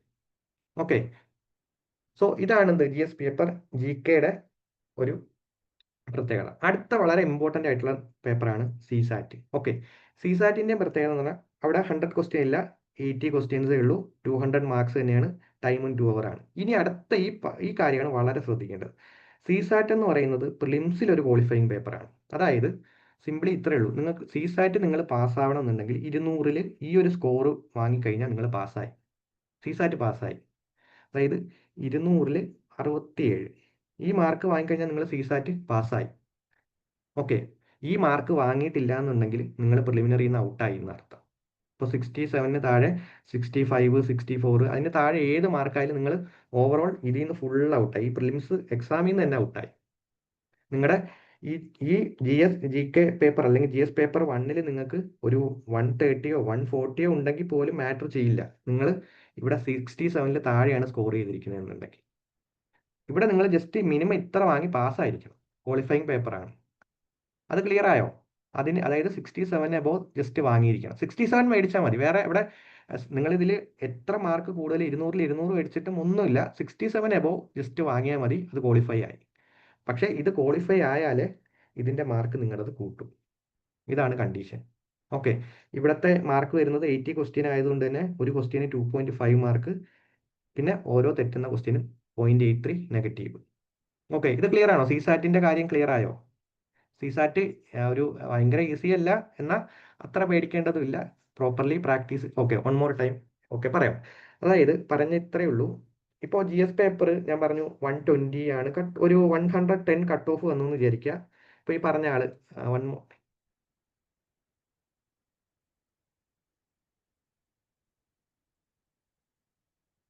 ഓക്കെ ആൽബിൻ. അപ്പോൾ ആൽബിൻ ഒരു 110 സ്കോർ ചെയ്തു. അതായത് കട്ട് ഓഫിന് എബോവ് ആണ്. ഒരു 100 ആയിരുന്നു കട്ട് ഓഫ്, ആൽബിൻ 110 സ്കോർ ചെയ്തു. GS പേപ്പർ 1 ക്ലിയർ ചെയ്യാനുള്ള മാർക്ക് ആൽബിൻ ഉണ്ട്. പക്ഷേ ആൽബിൻ ഇവിടെ 66.67, അതായത് 67 മാർക്ക് ആൽബിന് കിട്ടിയില്ല. ഇവിടെ ഒരു 50 മാർക്കേ കിട്ടിയിട്ടുള്ളൂ. അങ്ങനെ ആയിക്കഴിഞ്ഞാൽ ആൽബിൻ ഇവിടെ കട്ട് ഓഫിന് മേലെ സ്കോർ ചെയ്തത് മാറ്റർ ചെയ്യുന്നില്ല. ഇവിടെ നിന്നും ആൽബിൻ എന്താവും? എലിമിനേറ്റ് ആവും. ഏയ് ഞാൻ ജസ്റ്റ് അപ്രോക്സിമേറ്റ് ആണ് 100 പറഞ്ഞത്. ഓൾമോസ്റ്റ് ഒരു 85 to 120 റീസെൻ്റ്ലി ഉള്ള കട്ട് ഓഫ് ട്രെൻഡ്. അത് മേ ബി അതിന് മുകളിലാവാം, ചിലപ്പോൾ അതിൽ താഴെ ആവാം. അങ്ങനെ വേരി ചെയ്യും. അതായത് ഓരോ വർഷത്തെയും എക്സാമിൻ്റെ ക്വസ്റ്റ്യൻ പേപ്പറിൻ്റെയും അറ്റൻഡ് ചെയ്യുന്ന കുട്ടികളുടെ സ്കോറിങ്ങിൻ്റെയും നേച്ചർ അനുസരിച്ച് അത് ചേഞ്ച് ആവും. നമുക്ക് ഒരു ഫിക്സഡ് ആയിട്ട് 100 ഒരിക്കലും പറയാൻ പറ്റില്ല കേട്ടോ. അത് മനസ്സിലാക്കോട്ടെ. 100 അല്ല ഒരിക്കലും, ഞാൻ ജസ്റ്റ് ഒരു അപ്രോക്സിമേറ്റ്ലി ഒരു സ്കോർ പറഞ്ഞതാണ്. ഇപ്പോൾ ശ്രീശാന്ത് അല്ലേ റിയൽമി? ക്ലിയർ ആണോ? Okay sir. അതെ അതെ, 100 അല്ല, 100 ഒരിക്കലും ഫിക്സഡ് അല്ല. ഓരോ വർഷവും അത് ചേഞ്ച് ചെയ്തുകൊണ്ടേയിരിക്കും, ഡൈനാമിക് ആണ്. എസ് മെയിൻസ് പാസ്സായില്ലെങ്കിൽ വീണ്ടും പ്രിലിംസ് എഴുതേണ്ടി വരും. ഓക്കെ, നമുക്ക് അടുത്തത് ഇനി ഫൈനലി ഇതിൻ്റെ സിലബസിലേക്ക് പോവാം. GS പേപ്പർ 1ൻ്റെയും 2ൻ്റെയും സിലബസിലേക്ക് പോയി നമുക്ക് പ്രിലിംസിൻ്റെ കാര്യം ഒന്ന് കൺക്ലൂഡ് ചെയ്യാം. ഓക്കെ, അപ്പോൾ എക്സാമിൻ്റെ പാറ്റേൺ, മാർക്കിങ്, അതുപോലെ തന്നെ ക്വാളിഫൈ ആകേണ്ടത് എല്ലാം ക്ലിയർ ആയല്ലോ? ക്ലിയർ ആണോ എല്ലാവർക്കും? ആർക്കെങ്കിലും എന്തെങ്കിലും ഡൗട്ട് ഉണ്ടോ ഈ പ്രിലിമിനറി എക്സാമിനെ കുറിച്ചിട്ടോ, അല്ലെങ്കിൽ പ്രിലിമിനറി എക്സാമിൻ്റെ മാർക്കിങ്ങിനെ കുറിച്ചിട്ടോ അത് പാസ്സാവുന്നതിനെ കുറിച്ചിട്ടോ എന്തെങ്കിലും ഡൗട്ട് ഉണ്ടെങ്കിൽ ജസ്റ്റ് ഒന്ന് മെസ്സേജ് ചെയ്യുക. Okay, no, okay, clear, fine. അപ്പോൾ നമുക്ക് ജസ്റ്റ് ഫൈനലി നമുക്ക് സിലബസ് ഒന്ന് കൺക്ലൂഡ് ചെയ്ത് നമുക്ക് സ്റ്റോപ്പ് ചെയ്യാം. അതായത് ഈ ഒരു പ്രിലിമിനറി എക്സാം റിലേറ്റഡ് ആയിട്ടുള്ള ഓറിയന്റേഷൻ നമുക്ക് സ്റ്റോപ്പ് ചെയ്ത് നമ്മുടെ സബ്ജക്റ്റിലേക്ക് പോവാം. ഓക്കെ, അപ്പോൾ ഇവിടെ GS പേപ്പർ 1 ഞാൻ പറഞ്ഞു GK റിലേറ്റഡ് ആണ്. GKയിലെ കോർ സബ്ജക്റ്റ് ആയിട്ടുള്ള history, polity, economy, geography, environment and ecology, science and tech, current affairs. Okay, just ഞാൻ എല്ലാം ഒന്ന് ഒരു പെട്ടെന്നൊന്ന് ബ്രീഫായിട്ട് പറഞ്ഞോ. ഇവിടെ നമുക്ക് ഹിസ്റ്ററി നമുക്ക് വരുന്നത് മെയിൻലി ഇന്ത്യൻ ഹിസ്റ്ററി ആണ്. ഇന്ത്യൻ ഹിസ്റ്ററി തന്നെ ഏൻഷ്യന്റ്, മിഡീവൽ, മോഡേൺ, ഈ 3 പീരീഡാണ്. അപ്പോൾ സ്കൂൾസിലൊക്കെ പഠിച്ചവർക്ക് അത്ര ക്ലാരിറ്റി ഉണ്ടാവുമെന്ന് അറിയില്ലെങ്കിലും ഞാൻ ജസ്റ്റ് ഒന്ന് പറയാം. ഏൻഷ്യന്റ് എന്ന് പറയുന്നത് നമ്മുടെ എന്താണ് ഏറ്റവും പുരാതനമായിട്ടുള്ള ചരിത്രം, നമ്മുടെ അശോക, അതുപോലെ തന്നെ ഗുപ്ത, പിന്നെ സിന്ധു നദീതട, ലൈക്ക് ഇൻഡസ് വാലി സിവിലൈസേഷൻ, ഇങ്ങനെയുള്ള ഹിസ്റ്ററി ഒക്കെ വരുന്ന ഭാഗമാണ് വേദിക് പീരീഡ്. ഇതെല്ലാം വരുന്ന പാർട്ടാണ് ഏൻഷ്യന്റ്. മിഡീവൽ എന്ന് പറയുന്നത് നമ്മുടെ ഇസ്ലാമിക് ഇൻവേഷൻസും അവരുടെ history, mainly Maurya empire, Gupta empire, ഇതെല്ലാം വരുന്നതാണ് ഇത് ഏൻഷ്യന്റ്. മിഡീവൽ എന്ന് പറയുന്നത് അത് നെക്സ്റ്റ് സ്റ്റേജ് ആണ്, നമ്മുടെ ഡൽഹി സുൽത്താനേറ്റ്, അതുപോലെ തന്നെ മുഗൾ എംപയർ, ഇവരുടെ എല്ലാം റീജിയൻ എന്താണ്, ഇതാണ് മിഡീവൽ എന്ന് പറയുന്നത്. മോഡേൺ എന്ന് പറയുന്നത് നമ്മുടെ ബ്രിട്ടീഷേഴ്സിന്റെ, നമ്മുടെ freedom struggle, okay, British rule, fine. ഇതൊക്കെ ഇപ്പോൾ ജസ്റ്റ് ആർക്കെങ്കിലും കിട്ടുന്നില്ലെങ്കിലും എന്ത് ചെയ്യുക, ജസ്റ്റ് ലീവ് ഇറ്റ്. അത് നമ്മുടെ ഹിസ്റ്ററി സെഷൻസ് വരുമ്പോൾ ഇൻഡെപ്ത് നിങ്ങൾ അതെല്ലാം പഠിക്കും. ഞാൻ ജസ്റ്റ് ഒരു ബ്രീഫായി പറഞ്ഞു പോകുന്നേ ഉള്ളൂ. ഓക്കെ, ഇവിടെ നമുക്ക് എന്തില്ല, വേൾഡ് ഹിസ്റ്ററി ഇല്ല, അതുപോലെ തന്നെ പോസ്റ്റ് ഇൻഡിപെൻഡൻസ് എന്ന് പറയുന്ന പീരീഡ് ഇല്ല. അതായത് നമുക്ക് ഇൻഡിപെൻഡൻസ് കിട്ടിയിട്ട് കുറച്ച് ഹിസ്റ്ററി കൂടെ നമുക്കുണ്ട്. അതാണ് പോസ്റ്റ് ഇൻഡിപെൻഡൻസ് എന്ന് പറയുന്നത്. പോസ്റ്റ് ഇൻഡിപെൻഡൻസ് കഴിഞ്ഞിട്ടുള്ളത്, യെസ് യെസ്, ഗോൾഡൻ എറ എന്ന് അറിയപ്പെടുന്ന പീരീഡ് തന്നെയാണ് ഗുപ്ത. ഓക്കെ, ദെൻ അടുത്ത എന്ന് പറയുന്നത് ഇന്ത്യൻ പൊളിറ്റി.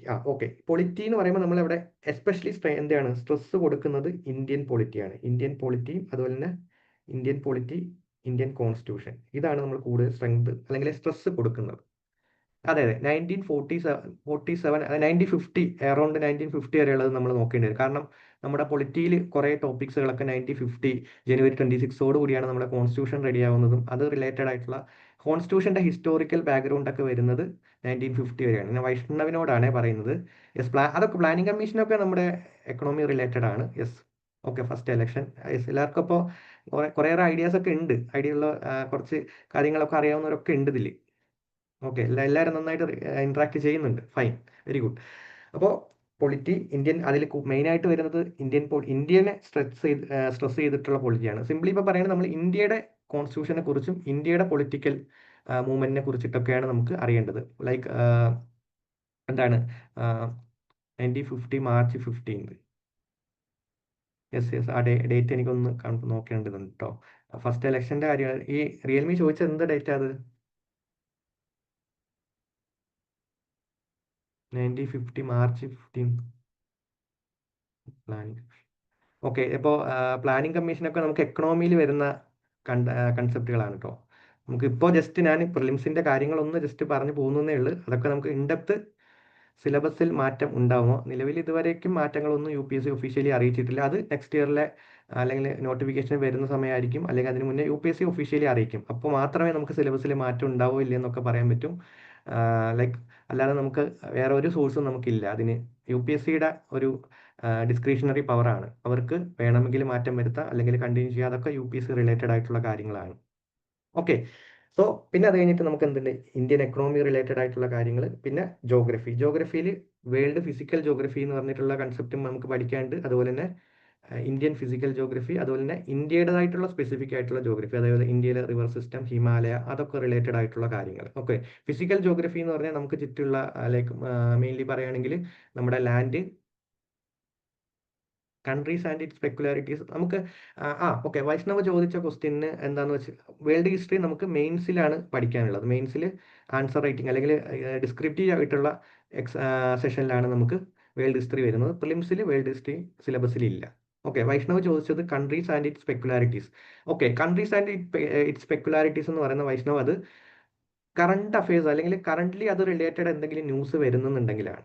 ഓക്കെ, ഇപ്പോൾ നമുക്ക് 2 വാറിന്റെ സിറ്റുവേഷൻസ് ഉണ്ടായി. ഉദാഹരണത്തിന് നമുക്ക് ഒരു 1 to 2 ഇയർ ആയിട്ട് റഷ്യ യുക്രൈൻ. ഓക്കെ, അങ്ങനെ വരുമ്പോൾ ആ റഷ്യ യുക്രൈനെ കുറിച്ചിട്ടുള്ള കാര്യങ്ങൾ നമ്മൾ അറിയേണ്ടതുണ്ട്. അതുപോലെ തന്നെ ഇന്ത്യ ഏതെങ്കിലും കൺട്രീസ് ആയിട്ട് എന്തെങ്കിലും ഇഷ്യൂസോ അല്ലെങ്കിൽ ട്രീറ്റീസോ അങ്ങനെയൊക്കെ ആയിട്ട് ഇന്ത്യയായിട്ട് നല്ലൊരു ഇസ്രായേൽ പാലസ്തീൻ, അപ്പോൾ അത് റിലേറ്റഡ് ആയിട്ട് നമ്മൾ ആ കൺട്രീസിന്റെ പെക്കുലാരിറ്റീസ്, അതിന്റെ ബൗണ്ടറി വരുന്ന കൺട്രീസ്, അങ്ങനെയൊക്കെ നമ്മൾ നോക്കേണ്ടി വരും. ഓക്കെ, പിന്നെ ഇന്ത്യ ഏതെങ്കിലും കൺട്രീസ് ആയിട്ട് എന്തെങ്കിലും പോസിറ്റീവായിട്ടുള്ള കാര്യങ്ങളോ നെഗറ്റീവായിട്ടുള്ള കാര്യങ്ങളോ ഉണ്ടായാലും അപ്പോഴാണ് നമുക്ക് നോക്കേണ്ടി വരിക കൂടുതൽ. യെസ്, പാകിസ്ഥാൻ, ഓക്കെ, അതൊക്കെ റിലേറ്റഡ്. ഇപ്പൊ നമുക്ക് പാകിസ്ഥാനായിട്ട് ഇഷ്യൂസ് ഉണ്ട്. അപ്പൊ നമുക്ക് അവിടുത്തെ ബോർഡറിംഗ് ആയിട്ടുള്ള ഏരിയ റിലേറ്റഡ് നമുക്ക് കുറച്ചും കൂടെ സ്ട്രെസ് ചെയ്ത് നോക്കേണ്ടി വരും. അപ്പൊ അത് അവിടെയാണ് നമുക്ക് ഈ കറണ്ട് അഫയേഴ്സിന്റെ ഒരു ഇമ്പോർട്ടൻസ് വരുന്നത്. കറന്റ്ലി നടക്കുന്ന കാര്യങ്ങളുമായിട്ട് റിലേറ്റഡ് ആയിട്ട് നമ്മൾ നോക്കേണ്ടി വരും. യെസ്, ഇൻഡസ്ട്രീറ്റി, അതെല്ലാം നമുക്ക് കറണ്ട് ഇഷ്യൂസ് ആയിട്ട് കണക്ട് ചെയ്യാൻ പറ്റുന്നതാണ്. ഓക്കെ, ഇനി അടുത്ത നമുക്ക് ജോഗ്രഫി കഴിഞ്ഞ് കഴിഞ്ഞാൽ വരുന്നത് എൻവയോൺമെന്റ് ആൻഡ് എക്കോളജി. അപ്പോൾ ജോഗ്രഫി ക്ലിയർ ആക്കി കഴിഞ്ഞാൽ നമുക്ക് എന്താണ് നെക്സ്റ്റ് എൻവയോൺമെന്റിന്റെ, അതായത് എൻവയോൺമെന്റ് എന്ന് പറഞ്ഞാൽ അറിയാലോ, നമ്മുടെ പരിസ്ഥിതി റിലേറ്റഡ് ആയിട്ടുള്ള കാര്യങ്ങൾ, അത് റിലേറ്റഡ് ചെയ്യുന്ന എൻവയോൺമെന്റൽ ഇഷ്യൂസ്.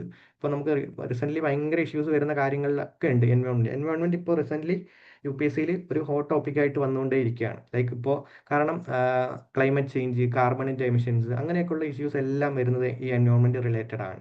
ഓക്കെ, പിന്നെ അടുത്തത് science and tech. Okay, science and ടെക്നോളജിയിൽ പറയാനുള്ള ഒരു കാര്യം, സയൻസ് ആൻഡ് ടെക്നോളജിയിൽ കൂടുതലും എന്താണ്, ജനറൽ സയൻസിന്റെ ഒരു വെയിറ്റേജ് കുറവാണ്. ജനറൽ സയൻസ് നമ്മൾ നോക്കണ്ടെന്നല്ല, അത്യാവശ്യം നോക്കിയിരിക്കണം. പക്ഷേ സയൻസ് ആൻഡ് ടെക്കിൽ കൂടുതലും കറണ്ട് റിലേറ്റഡ് ആയിട്ടുള്ള കാര്യങ്ങൾ, ഇപ്പോൾ ഇന്ത്യയുടെ ഡിഫൻസ് സിസ്റ്റം റിലേറ്റഡ് ആയിട്ടുള്ള സയൻസ് ആൻഡ് ടെക്. അതുപോലെ ഏ ഇല്ല, പ്രിലിംസിൽ ക്വസ്റ്റ്യൻ ഇംഗ്ലീഷ് ഓർ ഹിന്ദി, ഈ രണ്ട് ലാംഗ്വേജിൽ മാത്രമേ ഉണ്ടാവുള്ളൂ.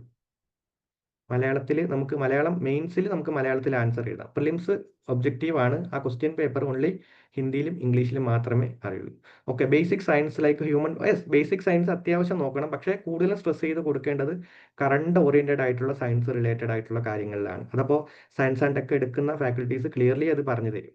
ഓക്കെ, ഞാൻ ജസ്റ്റ് ഒന്ന് ബ്രീഫായി പറഞ്ഞു പോകുന്നേ ഉള്ളൂ. ഓക്കെ, പിന്നെ ഇതെല്ലാം റിലേറ്റഡ് ആയിട്ടുള്ള കറണ്ട് അഫയേഴ്സ്. ഈ ഹിസ്റ്ററിയിൽ കറണ്ട് അഫയേഴ്സ് കുറവായിരിക്കും, എന്തെങ്കിലും പുതിയ പുതിയ റിസർച്ച് ഒക്കെ നടന്നാൽ മാത്രമേ ഹിസ്റ്ററിയിൽ കറണ്ട് അഫയേഴ്സ് വരാറുള്ളൂ. ബാക്കി പൊളിറ്റി, എക്കണോമി, ജോഗ്രഫി ഇതിലെല്ലാം എന്തുണ്ട്, കറണ്ട് ചേഞ്ചസ് ഇങ്ങനെ ഉണ്ടായിക്കൊണ്ടിരിക്കും, അതെല്ലാം അപ്ഡേറ്റ് ചെയ്തുകൊണ്ടിരിക്കുക. ഓക്കെ, ഇനി അടുത്ത CSAT, civil services aptitude test. ഇതിൽ വരുന്നത് first English comprehension. English comprehension എന്ന് പറഞ്ഞാൽ സിംപ്ലി ഇത്രയേ ഉള്ളൂ, നിങ്ങൾക്കൊരു പാരഗ്രാഫ് തരും. ആ പാരഗ്രാഫിൽ കുറച്ച് ഇംഗ്ലീഷ് കുറച്ച് കോംപ്ലിക്കേറ്റഡ് ആയിട്ടായിരിക്കും എഴുതിയിരിക്കുന്നത്. അതിൽ നിന്ന് നിങ്ങൾക്ക് എന്താണ് മനസ്സിലായത് എന്ന് അറിയാൻ വേണ്ടിയിട്ടുള്ള ക്വസ്റ്റ്യൻസ് ചോദിക്കും. അവിടെ മെയിൻലി ചെക്ക് ചെയ്യുന്നത് നിങ്ങളുടെ ഒരു ലോജിക്കൽ ആയിട്ടുള്ള ഒരു തിങ്കിങ്ങും, അതുപോലെ തന്നെ ഇംഗ്ലീഷ് ലാംഗ്വേജിലുള്ള ഒരു ഫ്ലുവൻസിനെ കുറിച്ചിട്ടായിരിക്കും ഈ ഒരു ഇംഗ്ലീഷ് കോംപ്രിഹെൻഷനിൽ ചോദിക്കുക, അല്ലെങ്കിൽ ഇംഗ്ലീഷ് കോംപ്രിഹെൻഷൻ പാർട്ടിൽ നിങ്ങൾ വരുന്നത്. ഓക്കെ, രണ്ടാമത്തത് ലോജിക്കൽ റീസണിങ്. ഓക്കെ, ഇവിടെ നിങ്ങളുടെ എന്താണ് ലോജിക്സിനെ കുറിച്ചിട്ട്. യെസ്, എക്കോളജി മീൻസ് നമ്മുടെ എക്കോസിസ്റ്റം റിലേറ്റഡ് ആയിട്ടുള്ള കാര്യങ്ങൾ. എക്കോസിസ്റ്റം മീൻസ് എന്താ പറയുക, ഇപ്പോൾ നമ്മൾ ലൈക്ക് ഇപ്പോൾ എക്കോസിസ്റ്റം എന്ന് പറയുമ്പോൾ നമ്മൾ നമുക്ക് ചുറ്റും നമ്മൾ ജീവിക്കുന്ന ഒരു വാസസ്ഥലം ഉണ്ടല്ലോ, അല്ലെങ്കിൽ ഒരു ആവാസ വ്യവസ്ഥ ഉണ്ടല്ലോ, അത് റിലേറ്റഡ് ആയിട്ടുള്ള കാര്യങ്ങൾ. Yes, animals and it's surroundings, അതിനെ കുറിച്ചിട്ടുള്ളതാണ് എക്കോളജിയിൽ.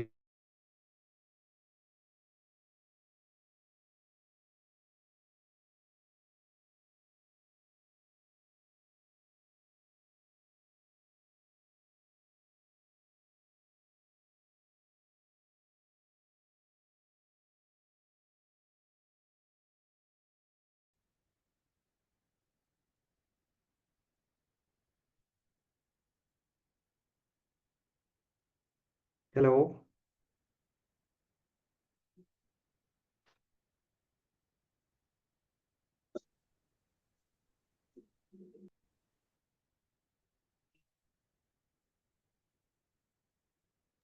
ഓക്കെ, ഹലോ, കേൾക്കുന്നില്ലേ? ഇവിടെ ജസ്റ്റ് കറണ്ട് ഒന്ന് പോയിട്ടോ, മഴയുടെ ഒക്കെ ഒരു ഇഷ്യൂ ആയിട്ടാണ് കറണ്ട് ഇടയ്ക്ക് പോകുന്നുണ്ട്. വോയിസ് ക്ലിയർ ആണോ ഇപ്പോൾ? ഓഡിബിൾ ആണോ? ജസ്റ്റ് ഞാൻ ക്യാമറ ഇപ്പോൾ ഒന്ന് ഓഫാണ്, കറണ്ട് ഇല്ല, അതുകൊണ്ടേ. കണ്ടിന്യൂ ചെയ്യാമല്ലോ? ക്ലിയർ ആണോ? Okay, fine. Okay.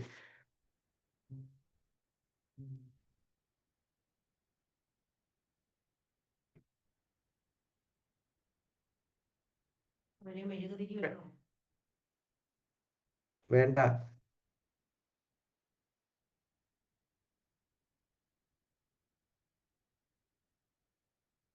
Okay, screen clear ആണോ?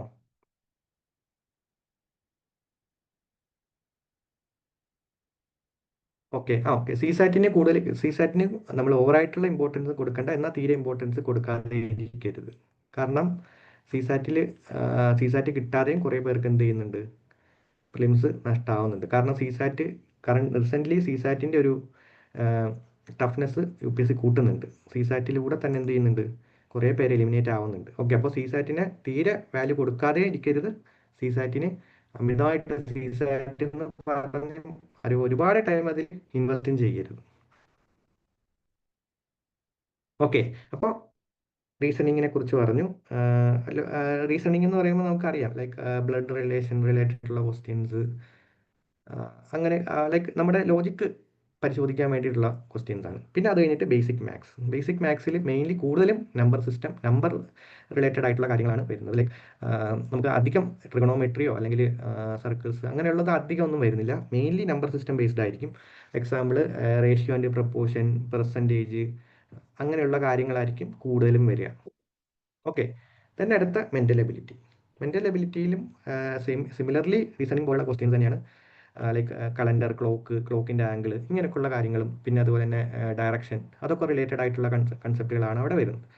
Then finally data interpretation. വേറെ ഒന്നുമില്ല, ഡാറ്റ ഇൻ്റർപ്രിട്ടേഷൻ എന്ന് പറയുന്നത് പൈ ചാർട്ട്, അതുപോലെ തന്നെ ചാർട്ടും അതുപോലെ തന്നെ ഗ്രാഫ്, ഇങ്ങനെയൊക്കെ കുറച്ച് ഡാറ്റ തന്നിട്ട് അതിൽ നിന്ന് കുറച്ച് കോംപ്ലിക്കേറ്റഡ് ആക്കിയിട്ടുള്ള ക്വസ്റ്റ്യൻസ് ചോദിക്കും. ഏത് ഇയറിലാണ് കൂടുതൽ പ്രൊഡക്ഷൻ ഉണ്ടായത്, അല്ലെങ്കിൽ ഇതിൽ നിന്ന് നമുക്ക് എന്താണോ മനസ്സിലായത് അത് അത്ര സിമ്പിൾ ആയിരിക്കില്ല, കുറച്ച് കോംപ്ലിക്കേറ്റഡ് ആയിട്ടായിരിക്കും ക്വസ്റ്റ്യൻസ്. ഓക്കെ. അപ്പോൾ ഇതെല്ലാം നിങ്ങൾ എന്ത് ചെയ്യുക, ടൈം കിട്ടുന്നതനുസരിച്ച് PYQs നോക്കുക. PSAT-ൻ്റെ PYQs എടുത്ത് ഒന്ന് നോക്കുക. അപ്പം എന്നാൽ മാത്രമേ നമുക്ക് അതിൻ്റെ ഒരു നേച്ചർ എന്താണ്, നിങ്ങൾ ഉദ്ദേശിക്കുന്നതാണോ ക്വസ്റ്റ്യൻ എന്നൊക്കെ ഉള്ളത് എന്ത് ചെയ്യാൻ പറ്റുള്ളൂ, മനസ്സിലാവാൻ പറ്റുള്ളൂ. ഓക്കെ. സോ ഇതാണ് ഓവറോൾ നമ്മുടെ പ്രിലിമിനറി എക്സാം റിലേറ്റഡ് ആയിട്ടുള്ള ബ്രീഫ് ആയിട്ടുള്ള ഒരു കാര്യങ്ങൾ. ഇനി എന്ത് ചെയ്യുക, നിങ്ങൾ കൂടുതലും PYQs നോക്കുക. അതുപോലെ തന്നെ ഇനി കോർ ആയിട്ടുള്ള സബ്ജക്ട്സുകൾ കവർ ചെയ്ത് തുടങ്ങുക. ഓക്കെ. അപ്പോൾ ഇതുവരെ പറഞ്ഞതിൽ GS1, GS2 അതുപോലെ തന്നെ എക്സാമിൻ്റെ പാറ്റേണും എല്ലാം പറഞ്ഞതിൽ ഇത്ര വരെ കാര്യങ്ങൾ ക്ലിയർ ആണോ? എന്തെങ്കിലും ഡൗട്ട് ഉണ്ടെങ്കിൽ നമുക്ക് അതുകൂടെ ക്ലിയർ ചെയ്ത് നമ്മുടെ സബ്ജക്റ്റിലേക്ക് പോകാം.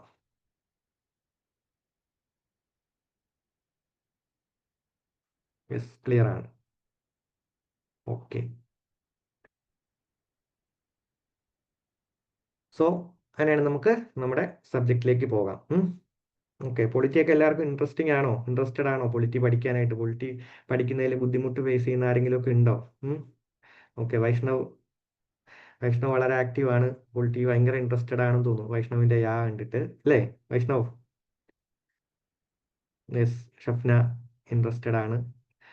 ഇയർ ഓർമ്മ കിട്ടുന്നില്ല. ഓക്കെ. ഈ ആൽവിൻ അത് റിപ്പീറ്റഡ്ലി നമ്മൾ അതിലൂടെ പോകുമ്പോൾ അത് നമുക്ക് ഓട്ടോമാറ്റിക്കലി നമ്മുടെ മെമ്മറിയിൽ അത് രജിസ്റ്റർ ആവും. നമുക്ക് അങ്ങനെ തോന്നും ഇയർ ഒന്നും ഓർമ്മ കിട്ടുന്നില്ല എന്ന്. പക്ഷേ റിപ്പീറ്റഡ്ലി ഒരു ഇൻട്രസ്റ്റിംഗ് ആയിട്ട് നമ്മൾ പല കാര്യങ്ങളും കണക്ട് ചെയ്ത് റിപ്പീറ്റഡ്ലി അതിലൂടെ പോകുമ്പോൾ നമുക്ക് അതൊക്കെ മൈൻഡിലേക്ക് വരും. ഓക്കെ. ഇപ്പോൾ പൊളിറ്റി ബുദ്ധിമുട്ടുള്ള ആരും നോ പറഞ്ഞിട്ടില്ല, എല്ലാവരും പൊളിറ്റിയിൽ ഇൻട്രസ്റ്റഡ് ആണ് അല്ലേ? Yes, I am interested.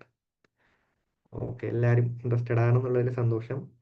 ബുദ്ധിമുട്ടുള്ളവരുണ്ടെങ്കിലും പ്രശ്നമില്ല, നമുക്ക് ആ ബുദ്ധിമുട്ടിനെ നമുക്ക് എന്താക്കാം, ഇൻട്രസ്റ്റ് ആക്കി മാറ്റാം. ഓക്കെ.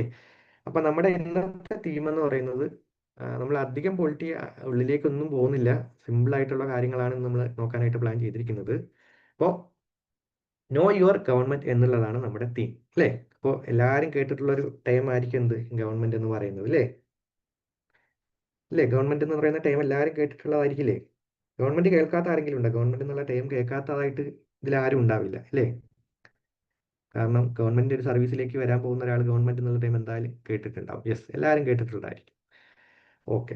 അപ്പൊ ഇനി നമുക്ക് നോക്കേണ്ടത് എന്താണ് ഗവൺമെന്റ്, അല്ലെങ്കിൽ എന്തിനാണ് ഗവൺമെന്റ്? ഈ രണ്ട് കാര്യങ്ങളാണ് നമുക്ക് ആദ്യം തന്നെ നോക്കേണ്ടത് അല്ലേ?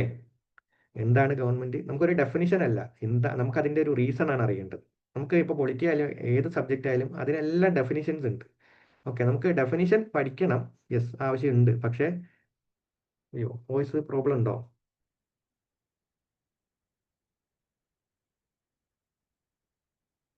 വോയിസ് ക്ലിയർ ആണോ?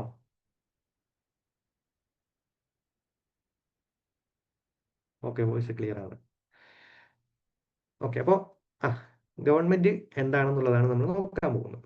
ഓക്കെ. അപ്പോൾ നമുക്കിവിടെ ഒരു ഡെഫിനിഷനേക്കാൾ ഇമ്പോർട്ടൻ്റ് എന്താണ്? പൊളിറ്റിക്സ് ഹിസ്റ്ററി പോലെയാണോ? പൊളിറ്റിക്സിലും ഹിസ്റ്ററി റിലേറ്റഡ് ആയിട്ടുള്ള ഫാക്ട്സ് ഉണ്ട്, പക്ഷേ രണ്ടും രണ്ട് കാര്യങ്ങളാണ്. ഓക്കെ. പൊളിറ്റിക്സും ഹിസ്റ്ററിയും തമ്മിലുള്ള ഒരു ഡിഫറൻസ് ഞാൻ പറഞ്ഞുതരാം. പൊളിറ്റിക്സും ഹിസ്റ്ററിയും തമ്മിലുള്ള ഏറ്റവും വലിയൊരു ഡിഫറൻസ് എന്ന് പറഞ്ഞാൽ അതിന്റെ രണ്ടിലും റിലേറ്റഡ് ആയിട്ടുള്ള ടെൻസ്. ഹിസ്റ്ററി എന്ന് പറഞ്ഞാൽ എന്താണ്, പാസ്റ്റ് ടെൻസിലുള്ള കാര്യമാണ്. പൊളിറ്റിക്സ് എന്ന് പറഞ്ഞാൽ പാസ്റ്റും ഉണ്ട്, പ്രസന്റും ഉണ്ട്, ഫ്യൂച്ചറും ഉണ്ട് അല്ലേ? പൊളിറ്റിക്സിൽ നമ്മൾ ബഡ്ജറ്റും അല്ലെങ്കിൽ നമ്മളിപ്പോൾ ഓരോ പോളിസികൾ ഇറക്കുന്നു, അത് നമ്മൾ ഫ്യൂച്ചറും കൂടി കണ്ടിട്ടാണ് പൊളിറ്റിക്സിൽ അതൊക്കെ വരുന്നത് അല്ലേ? നമ്മളൊരു ഒരു എന്താണ്, ഇലക്ഷന് ആൾക്കാരെ എലക്ട് ചെയ്യുന്നു, ഒരു 5 വർഷത്തേക്കല്ലേ അവർ എലക്ട് ചെയ്യുന്നത്. അതെന്താണ്, അതിനകത്തൊരു ഫ്യൂച്ചറും കൂടി ഉണ്ട്. അതുപോലെ തന്നെ പ്രസന്റ് ഉണ്ട്, ഇപ്പോൾ റൂൾ ചെയ്യുന്നവരുണ്ട്, പ്രസന്റ് ഉണ്ട്, കഴിഞ്ഞു പോയവരുണ്ട്. അപ്പോൾ 3 ടെൻസും പൊളിറ്റിക്സിലുണ്ട്. ഹിസ്റ്ററി എന്ന് പറഞ്ഞാൽ എന്താണ്, ഓൾവേസ് അതിൽ പാസ്റ്റ് ആണുള്ളത് അല്ലേ? അങ്ങനെയല്ലേ ആൽബിൻ? ആനുവൽ ഫിനാൻഷ്യൽ സ്റ്റേറ്റ്മെന്റ് ആണ് ബഡ്ജറ്റ്. ഓക്കെ, ആൽബിൻ ക്ലിയർ ആയോ? ഓക്കെ. അപ്പോൾ നമുക്ക് ഗവൺമെന്റിനെ കുറിച്ച് അല്ല, രണ്ട് ക്വസ്റ്റ്യൻസ് ആണ് നമുക്ക് മുന്നിലുള്ളത്. What and why. ഓക്കെ. ഇപ്പോൾ നമുക്ക് ഗവൺമെന്റ് ഇല്ലെങ്കിൽ നമുക്ക് ഓക്കെ ആണോ, അല്ലെങ്കിൽ എന്തിനാണ് ഗവൺമെന്റ് എന്നൊക്കെയുള്ള ഈ രണ്ട് ക്വസ്റ്റ്യൻ അഡ്രസ് ചെയ്യാൻ വേണ്ടിയിട്ട് ഞാൻ നിങ്ങൾക്ക് ഇവിടെ രണ്ട് പിക്ചേഴ്സ് കാണിക്കുന്നുണ്ട്. ഓക്കെ. അതിൽ ഒന്നാമത്തെ പിക്ചർ എന്താണ്? A class without A teacher. ഒരു ടീച്ചർ ഇല്ലാത്തൊരു ക്ലാസ് ആണ് അവിടെ കാണുന്നത്, അല്ലേ? കുട്ടികളൊക്കെ എന്താണ്, നല്ല ഡിസിപ്ലിൻഡ് ആയിട്ടാണോ ഇരിക്കുന്നത്? നല്ല ഡിസിപ്ലിൻഡ് ആയിട്ട് എല്ലാവരും അവരുടെ പഠിക്കാനുള്ള കാര്യങ്ങൾ നോക്കുന്നു. അവിടെ കണക്കൊക്കെ ചെയ്യാനിട്ടിരിക്കുന്നത് അതുപോലെ കിടപ്പുണ്ട്, അല്ലേ? യെസ്, കൺട്രോൾ ഇല്ല. Yeah, fine. അവിടെ എന്താണ്? അവിടെ കൺട്രോൾ ചെയ്യാൻ ആരുമില്ല. To ensure the welfare of people. Government ഒരു ഡ്യൂട്ടിയാണ് വെൽഫെയർ നോക്കുക എന്നുള്ളത്. ഓക്കെ. അപ്പൊ ഇവിടെ നിങ്ങൾക്ക് എന്താ മനസ്സിലായത്? ഈ ഒരു ക്ലാസ് എന്ന് പറയുന്നത്, ടീച്ചർ ഇല്ലാത്തൊരു ക്ലാസ് എന്ന് പറഞ്ഞാൽ എന്താണ് അവിടെ അവസ്ഥ? കുട്ടികൾക്ക് ഒരു ഡിസിപ്ലിനും ഇല്ല, കൺട്രോളും ഒന്നുമില്ല. എന്താണ് ചെയ്യേണ്ടതെന്നോ ശരി ഏത് തെറ്റെന്ന്. അതാ ഈ കുട്ടീനെ കണ്ടോ, ഇഞ്ചുറി എന്തോ വീണിട്ട് ഇഞ്ചുറി ആവാൻ പോകുന്നുണ്ട്, അവർക്ക് തോന്നിയതുപോലെ ചെയ്യും. യെസ്, അതാണ് misuse of power. Misuse of power. അതെ, അവിടെ ഒരു കൺട്രോൾ ചെയ്യാൻ ഒരാളില്ലാത്തതുകൊണ്ട് എന്താണ്, കുട്ടികളുടെ കയ്യിലായി പവർ, ഇല്ലേ? ആ ക്ലാസിന്റെ ഫുൾ പവർ കുട്ടികളുടെ കയ്യിലായി. അവർക്ക് ഇഷ്ടമുള്ളതെല്ലാം അവർ ചെയ്യും. അതുപോലെ തന്നെ ഈ ഒരു പിക്ചർ നോക്കി. ഒരു junction without A traffic signal. Traffic police ഇല്ല, ട്രാഫിക് സിഗ്നൽ ഇല്ല, അല്ലേ? ഇപ്പൊ ട്രാഫിക് പോലീസും ട്രാഫിക് സിഗ്നലും ഇല്ലാത്തൊരു സ്ഥലം എന്ന് പറഞ്ഞാൽ എന്താണ്? അവിടെ കൺട്രോൾ ചെയ്യാനൊന്നും ആരുമില്ല, അല്ലേ? അതാണ് ഇവിടുത്തെ ഒരു അവസ്ഥ. അപ്പൊ രണ്ടും സിമിലർ ആണ്. അവിടെ എന്താണ്, കൺട്രോൾ ചെയ്യാൻ ഒരു സിസ്റ്റം ഇല്ല. അപ്പൊ ഞാൻ ചോദിക്കുകയാണ്, ഒരു കൺട്രി, ഓക്കെ, നമ്മുടെ ഇന്ത്യ എന്ന് പറയുന്ന ഒരു കൺട്രി ഇതാണെന്ന് വിചാരിക്കുക. ഇവിടെ എന്തുണ്ട്? ഇവിടെ നിറയെ പോപ്പുലേഷൻ ഉണ്ട്. ഈ പോപ്പുലേഷനെ കൺട്രോൾ ചെയ്യാൻ ആരുമില്ല. ഈ ക്ലാസ്സിലെ കുട്ടികൾ തോന്നിയത് പോലെ നടക്കുന്ന പോലെ ഈ പോപ്പുലേഷൻ, നമ്മുടെ പോപ്പുലേഷൻ എന്ന് പറഞ്ഞാൽ വളരെ കുറച്ചേ ഉള്ളൂ. നമ്മുടെ പോപ്പുലേഷൻ അപ്രോക്സിമേറ്റ്ലി ഇപ്പോൾ എത്രയുണ്ട്? ഇന്ത്യയുടെ പോപ്പുലേഷൻ എത്ര ഉണ്ടാവും?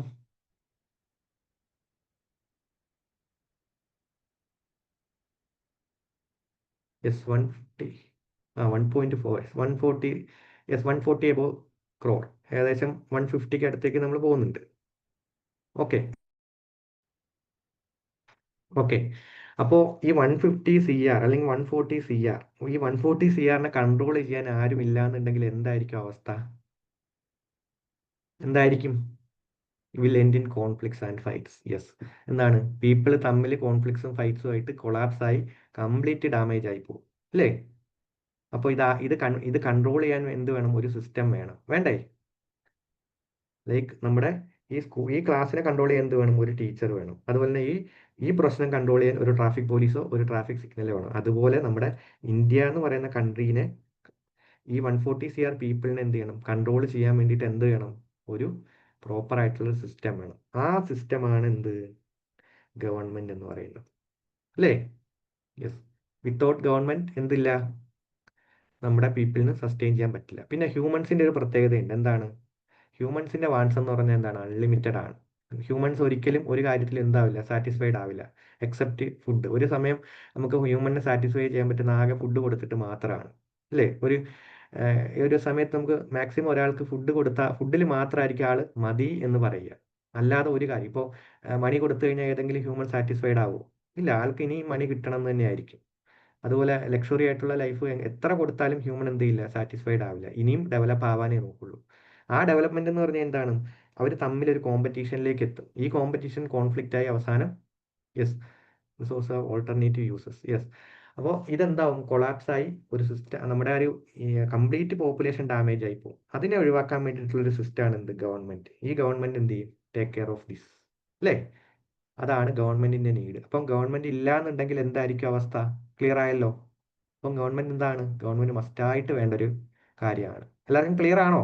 അപ്പൊ ഇവിടെ അതിന് പകരമായിട്ട് നോക്കിയേ, ഇത് നോക്കിയേ, ഒരു ടീച്ചർ ഉള്ള ക്ലാസ് എന്താണ്? ഡിസിപ്ലിൻഡ് ആയി കുട്ടികൾക്ക് എന്താണ് ചെയ്യേണ്ടത്, അല്ലെങ്കിൽ കുട്ടികളുടെ ഡ്യൂട്ടി അവർ ക്ലിയർ ആയി ചെയ്യുന്നുണ്ട്.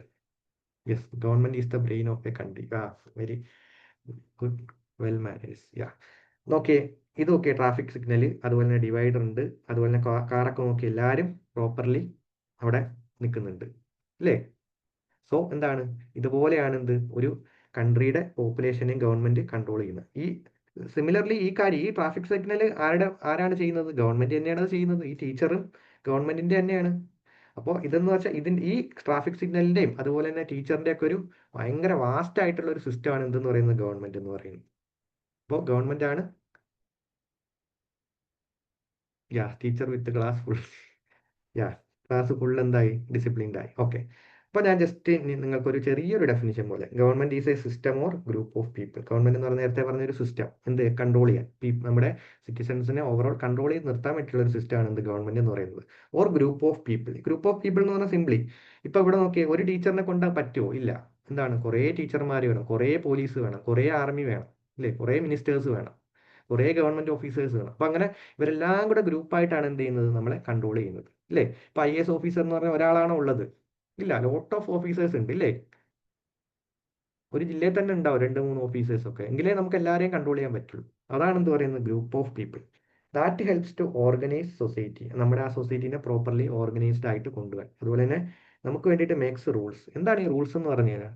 റൂൾസ് എന്ന് പറഞ്ഞു കഴിഞ്ഞാൽ സിംപ്ലി വാട്ട് ഈസ് റൈറ്റ് അല്ലെങ്കിൽ വാട്ട് ഈസ് റോങ്, എന്താണോ ശരി എന്താണ് തെറ്റ് എന്നുള്ളതാണ് നമ്മൾ റൂൾസ് കൊണ്ട് ഉദ്ദേശിക്കുന്നത്. സിംപ്ലി ഒരു റൂളിന്റെ ഒരു പ്രോപ്പർ ഡെഫിനിഷൻ അല്ല, നിങ്ങൾക്ക് മനസ്സിലാവാൻ വേണ്ടിയിട്ട് പറയുന്നതാണ്. റൂൾസ് എന്ന് പറഞ്ഞാൽ എന്താണ് ശരി എന്താണ് തെറ്റ്. ഇപ്പൊ നോക്ക്, ഇവിടെ തന്നെ ട്രാഫിക് ലൈറ്റ് റെഡ് കത്തിക്കഴിഞ്ഞാൽ പോകരുത്, അത് അപകടമാണ്, അല്ലേ? എന്താണ്, ബാക്കിയുള്ളവർക്കും പോകണം. ഇപ്പോൾ നിങ്ങൾ ഈ സിഗ്നൽ ബ്രേക്ക് ചെയ്തത്, അപ്പോൾ ഇതിങ്ങനെ റെഡ് ലൈറ്റിൽ ബ്രേക്ക് ചെയ്ത് നിൽക്കുക എന്നുള്ളതാണ് അവർ ചെയ്യേണ്ട ശരി, അല്ലേ? അതാണ് റൂൾ എന്ന് പറയുന്നത്. ഇപ്പോൾ ഒരാളെ മർഡർ ചെയ്ത് കഴിഞ്ഞാൽ അത് തെറ്റാണ് എന്നാണ് നമ്മുടെ റൂളിലും പറയുന്നത്, ഇല്ലേ? അത് ഒരാളുടെ ഒരു എന്താ പറയുക, ഫ്രീഡത്തിനെ അല്ലെങ്കിൽ അവരുടെ ഒരു ലൈഫിനെ ഹിൻഡർ ചെയ്യുന്ന കാര്യമാണ്. സോ റൂൾസ് എന്ന് പറഞ്ഞാൽ സിംപ്ലി ഇത്രയേ ഉള്ളൂ. എന്താണ് റൈറ്റ് ആയിട്ടുള്ള കാര്യം എന്താണോ അതാണ് നമ്മൾ റൂൾ എന്നുള്ളത്. നമ്മുടെ സൊസൈറ്റിയിൽ റൈറ്റ് ആയിട്ടുള്ള കാര്യം എന്താണോ അതാണ് റൂൾ. ഓക്കെ. പിന്നെ റൺസ് ദ കൺട്രി, അതായത് നമ്മുടെ ഡേ ടു ഡേ ലൈഫ് എന്ത് ചെയ്യുക, കൺട്രോൾ ചെയ്ത് കൊണ്ടുപോകുക. Also take care of the people. Government ആണ് എന്ത് ചെയ്യുന്നത്? നമ്മുടെ പീപ്പിളിനെ ടേക്ക് കെയർ ചെയ്യുന്നത്. ലൈക്ക് നമുക്ക് ഹോസ്പിറ്റൽസും സ്കൂൾസും അതുപോലെ തന്നെ ടൂറിസം, അങ്ങനെ ലോട്ട് ഓഫ് സർവീസസ് പ്രൊവൈഡ് ചെയ്യുന്ന ആരാണ്? ഗവൺമെന്റ്. നമുക്ക് ത്രൂ റേഷൻ നമുക്ക് എന്ത് ചെയ്യുന്നുണ്ട്? ഫുഡ് തരുന്നുണ്ട്. എല്ലാം ഗവൺമെന്റ് ആണ് തരുന്നത്. ഓക്കെ. അപ്പോൾ ഓവറോൾ ഇതാണ് ഗവൺമെന്റ് എന്ന് പറയുന്ന സിസ്റ്റം, അല്ലെങ്കിൽ ഗവൺമെന്റ് ഒരു ചെറിയൊരു ഡെഫിനിഷൻ, സിംപ്ലി മനസ്സിലാവുന്ന രീതിയിലുള്ള ഒരു ഡെഫിനിഷൻ. ഓക്കെ. ഇനി നമ്മൾ ഗവൺമെന്റ് ടൈപ്പ് ഓഫ് ഗവൺമെന്റ് ആണ് നമുക്ക് നോക്കാനുള്ളത്. ഈ നമ്മൾ വേൾഡ് വൈഡ് ആയിട്ട് നമ്മൾ ഒരുപാട് കൺട്രീസ് ഉണ്ട്, അറൗണ്ട് ഒരു 200 അടുത്ത് കൺട്രീസ് ഉണ്ട്. ഇവിടെ എല്ലാം ഒരേ ടൈപ്പ് ഓഫ് ഗവൺമെന്റ് ആണോ? അല്ല, പല സ്ഥലങ്ങളിലും ഡിഫറെൻറ്റ് കൈൻഡ് ഓഫ് ഗവൺമെന്റ് ആണ്. അപ്പോൾ നമുക്ക് വേൾഡ് വൈഡ് ആയിട്ട് മെയിൻ ആയിട്ടുള്ള 2-3 ഗവൺമെന്റിനെ ഒന്ന് പരിചയപ്പെടാം. ഓക്കെ. അതിൽ 3 ടൈപ്പ് ഓഫ് ഗവൺമെന്റ് ആണ് ഞാൻ ഇവിടെ പറയാൻ പോകുന്നത്. ഒന്ന് മൊണാർക്കി, പിന്നെ ഒന്ന് ഡിക്റ്റേറ്റർഷിപ്പ്, പിന്നെ ഒന്ന് ഡെമോക്രാറ്റ്. ഓക്കെ. ഈ മൊണാർക്കി എന്നുള്ളത് കേട്ടപ്പോൾ തന്നെ എല്ലാവർക്കും മനസ്സിലായി കാണും. കേട്ടിട്ട് മനസ്സിലായിട്ടില്ല എന്നുണ്ടെങ്കിൽ നമുക്ക് ഇതാ ഫോട്ടോ, സിനിമ എല്ലാവരും കണ്ടിട്ടുണ്ടാവില്ലേ? ഏതാ movie? Yes, Bhutan still monarchy അല്ലേ? Yes yes. Baahubali 2, Baahubali. Yes, Baahubali എന്ന് പറഞ്ഞാൽ നമുക്കറിയാം എന്താണ്, ഒരു രാജഭരണം റിലേറ്റ് ചെയ്തിട്ടുള്ള ഒരു മൂവിയാണ് ബാഹുബലി എന്ന് പറയുന്നത്, അല്ലേ? അതിലെന്താണ്, കിങ് എന്ന് പറയുന്ന ഒരാളുടെ കയ്യിലാണ് പവർ, അല്ലേ? ബാഹുബലി എന്ന് പറയുന്ന ആളും ഉണ്ട്, മറ്റൊരു കിങ് കൂടി ഉണ്ട്, അല്ലേ? ഒരു വില്ലനായിട്ടുള്ള ഒരു ക്യാരക്ടറും ഉണ്ട്. അവരുടെ കയ്യിലാണ് കംപ്ലീറ്റ് പവർ, അല്ലേ? അവർ പറയുന്ന കാര്യങ്ങളാണ് ആ ഒരു കൺട്രിയിൽ നടക്കുന്നത്. ഓക്കെ. ഇനി അടുത്തതാണ് എന്ത്? ഡിക്റ്റേറ്റർഷിപ്പ്. ഡിക്റ്റേറ്റർഷിപ്പ് എന്ന് പറഞ്ഞാൽ സിംപ്ലി നമുക്ക് ഇയാളെ അറിയോ? ഈ രണ്ടാമത്തെ ഫോട്ടോയിൽ കാണുന്ന ഈ ആളെ അറിയോ? Yes, monarchy where the powers are rested in the hands of king or queen. Yes, Hitler. ഇപ്പോൾ ഹിറ്റ്ലർ എന്ന് പറയുന്ന ആള് ഡിക്റ്റേറ്റർഷിപ്പ്. ഹിറ്റ്ലറിന്റെ ജസ്റ്റ് ഞാൻ പെട്ടെന്ന് ഒരു സ്റ്റോറി. ഹിറ്റ്ലർ എന്ന് പറഞ്ഞു കഴിഞ്ഞാൽ മിലിറ്ററി, യെസ്, ഒരു മിലിറ്ററി ഓഫീസർ ആയിരുന്നു ഹിറ്റ്ലർ ജർമ്മനിയിൽ. ഹിറ്റ്ലർ എന്ത് ചെയ്യുന്നു? ആ മിലിറ്ററി, അയാളുടെ ഒരു കഴിവ് വെച്ചിട്ട് അയാൾ എന്ത് ചെയ്യുന്നു? മിലിറ്ററിനെ ഫുള്ള് കൺട്രോൾ ചെയ്ത് അവിടുത്തെ റൂള് കംപ്ലീറ്റ്ലി പിടിച്ചെടുക്കുന്നു. ഒരു അൺഫെയർ ആയിട്ടുള്ള മാനറിൽ അയാൾ മിലിറ്ററിനെ യൂസ് ചെയ്ത് റൂള് പിടിച്ചെടുക്കുന്നു. എന്നിട്ട് എന്ത് ചെയ്യുന്നു? അയാളെ എതിർക്കുന്ന ആൾക്കാരെ ഫുള്ള് എന്ത് ചെയ്യുന്നു? ഇൻ 1933, ആ ഒരു ടൈം റേഞ്ചിലാണ് ഹിറ്റ്ലറിന്റെ ഒരു റൂള് വരുന്നത്. After first world war to second world war, ആ ടൈമാണ് ഹിറ്റ്ലറുടെ റെയിൻ എന്ന് പറയുന്നത്. ഓക്കെ. അപ്പോൾ ഹിറ്റ്ലർ ചെയ്ത കാര്യം ഇത്രയേ ഉള്ളൂ. ജൂതന്മാരൊക്കെ റിലേറ്റഡ് ആയിട്ടുള്ള കാര്യങ്ങളാണ്. ആൾക്കെതിരെ നിന്നവരെല്ലാം എന്ത് ചെയ്തു? മിലിറ്ററി സ്റ്റേറ്റിന്റെ എക്സാമ്പിൾ ആണ്. അപ്പോൾ ആൾക്കെതിരെ നിന്ന ആൾക്കാരൊക്കെ എന്ത് ചെയ്തു? ഹിറ്റ്ലർ എന്തായിരുന്നു, എങ്ങനെയും ഒഴിവാക്കി. അതുപോലെ തന്നെ പ്രസ്സിനെ ഒഴിവാക്കി, ഫ്രീഡമോ അതുപോലെ തന്നെ പീപ്പിളിന് ഫ്രീഡം ഒന്നും കൊടുക്കാതാക്കി. ഹിറ്റ്ലർ എന്താണോ പറയുന്നത് അതാണ് ജർമ്മനി കേൾക്കേണ്ടത്, അല്ലെങ്കിൽ ജർമ്മനി ആക്ട് ചെയ്യുന്നത്. അതാണ് അവസ്ഥ. അതിന് മറ്റൊരു എക്സാമ്പിൾ ആണ് Benito Mussolini from Italy. Okay, അങ്ങനത്തെ റൂളാണ് എന്ത് ഡിക്റ്റേറ്റർഷിപ്പ്. സിമിലർ ആയിട്ടുള്ള മറ്റൊരു റൂളറാണ് നമുക്ക് ഇതിൽ ഫോട്ടോയിൽ നിങ്ങൾ കാണുന്നുണ്ടോ ഒരാളെ? ഇയാളെ അറിയോ? നമുക്ക് കറന്റ്ലി ഒരു എക്സാമ്പിൾ പറയാൻ പറ്റുന്ന ഒരു ആളാണിത്. ഫാസിസം നാസിസം, യാ, ഇറ്റലിയിലും ജർമ്മനിയിലുള്ള Kim Jong Un. Yes, north കൊറിയയിലെ റൂളറാണ് ആര്? കിം ജോങ് ഉൻ എന്ന് പറയുന്ന ആള്. അപ്പോൾ ഇപ്പോഴും അവിടെ എന്താണ്, അയാളുടെ ഒരു ഡിക്റ്റേറ്റർഷിപ്പാണ് അവിടെ ഫോളോ ചെയ്ത് പോകുന്നത്. ഓക്കെ, നോർത്ത് കൊറിയയിൽ എന്താണ്, ഡിക്റ്റേറ്റർഷിപ്പാണ് ഫോളോ ചെയ്ത് പോകുന്നത്. സിംപ്ലി ഇത്രയേ ഉള്ളൂ. ഒരാൾ എന്ത് ചെയ്യുന്നു, അയാളുടെ കഴിവ് ഉപയോഗിച്ച്, അല്ലെങ്കിൽ അയാൾ എന്ത് ചെയ്യുന്നു, മിലിറ്ററി വഴിയോ അല്ലെങ്കിൽ അയാളുടെ ഒരു ഗ്രൂപ്പ്, അയാളുടെ ഒരു ചിലപ്പോൾ ഇയാളുടെ അണ്ടറിലുള്ള ഒരു പാർട്ടി ആയിരിക്കാം. ആ പാർട്ടി എന്ത് ചെയ്യുന്നു, ആ പാർട്ടീനെ യൂസ് ചെയ്ത് അയാൾ എന്ത് ചെയ്യുന്നു, അയാളുടെ ഒരു കൺട്രി ഫുള്ള് കൺട്രോൾ ചെയ്ത് വെക്കുന്നു. അവിടുത്തെ പീപ്പിളിനൊന്നും ഒരു ഒപ്പീനിയനും ഇല്ല, അവിടെ ഒരു ഇലക്ഷനും ഇല്ല. അയാൾ തന്നെ എന്ത് ചെയ്യുന്നു, സ്വന്തമായിട്ട് ഭരിക്കുന്നു. അയാൾ പറയുന്ന കാര്യങ്ങൾ എല്ലാവരും കേൾക്കണം. അയാളെ പോലത്തെ സ്റ്റൈലിൽ മുടി വെട്ടിയതിന് വരെ എന്ത് ചെയ്തു, പണിഷ്മെന്റ് കൊടുത്തു. അതൊക്കെ ഒരു അൺഫെയർ ആയിട്ടുള്ള കാര്യങ്ങളല്ലേ? Yes, we have limited information about north Korea. Yes, yes, Hitler പോലെ അല്ല, ബട്ട് ഹിറ്റ്ലറിന്റെ മറ്റൊരു വേർഷൻ. ഹിറ്റ്ലർ എന്ന് പറയുന്നത് എന്താണ്, കൊന്നൊടുക്കുകയായിരുന്നു ആൾക്കാരെ. ബട്ട് കിങ് ജോങ് എന്ന് പറയുന്നത് എന്താണ്, ആള് വേറൊരു ടൈപ്പ് ഓഫ് ഡിക്റ്റേറ്റർഷിപ്പ്. ലൈക്ക് അവിടെ ഇലക്ഷൻ റിലേറ്റഡ് ആയിട്ടുള്ള കാര്യങ്ങളോ ഓപ്പോസിഷനോ അങ്ങനെയുള്ള ഒന്നും അവിടെ ഇല്ല. യെസ്, ഓക്കെ, അതാണ് ഡിക്റ്റേറ്റർഷിപ്പ് എന്ന് പറയുന്നത്. ഫൈനലി അടുത്തൊന്നാണ് ഡെമോക്രാറ്റിക്. ഇത് എല്ലാവരും കേട്ടിട്ടുള്ളതായിരിക്കും. എന്താണ് ഡെമോക്രസി?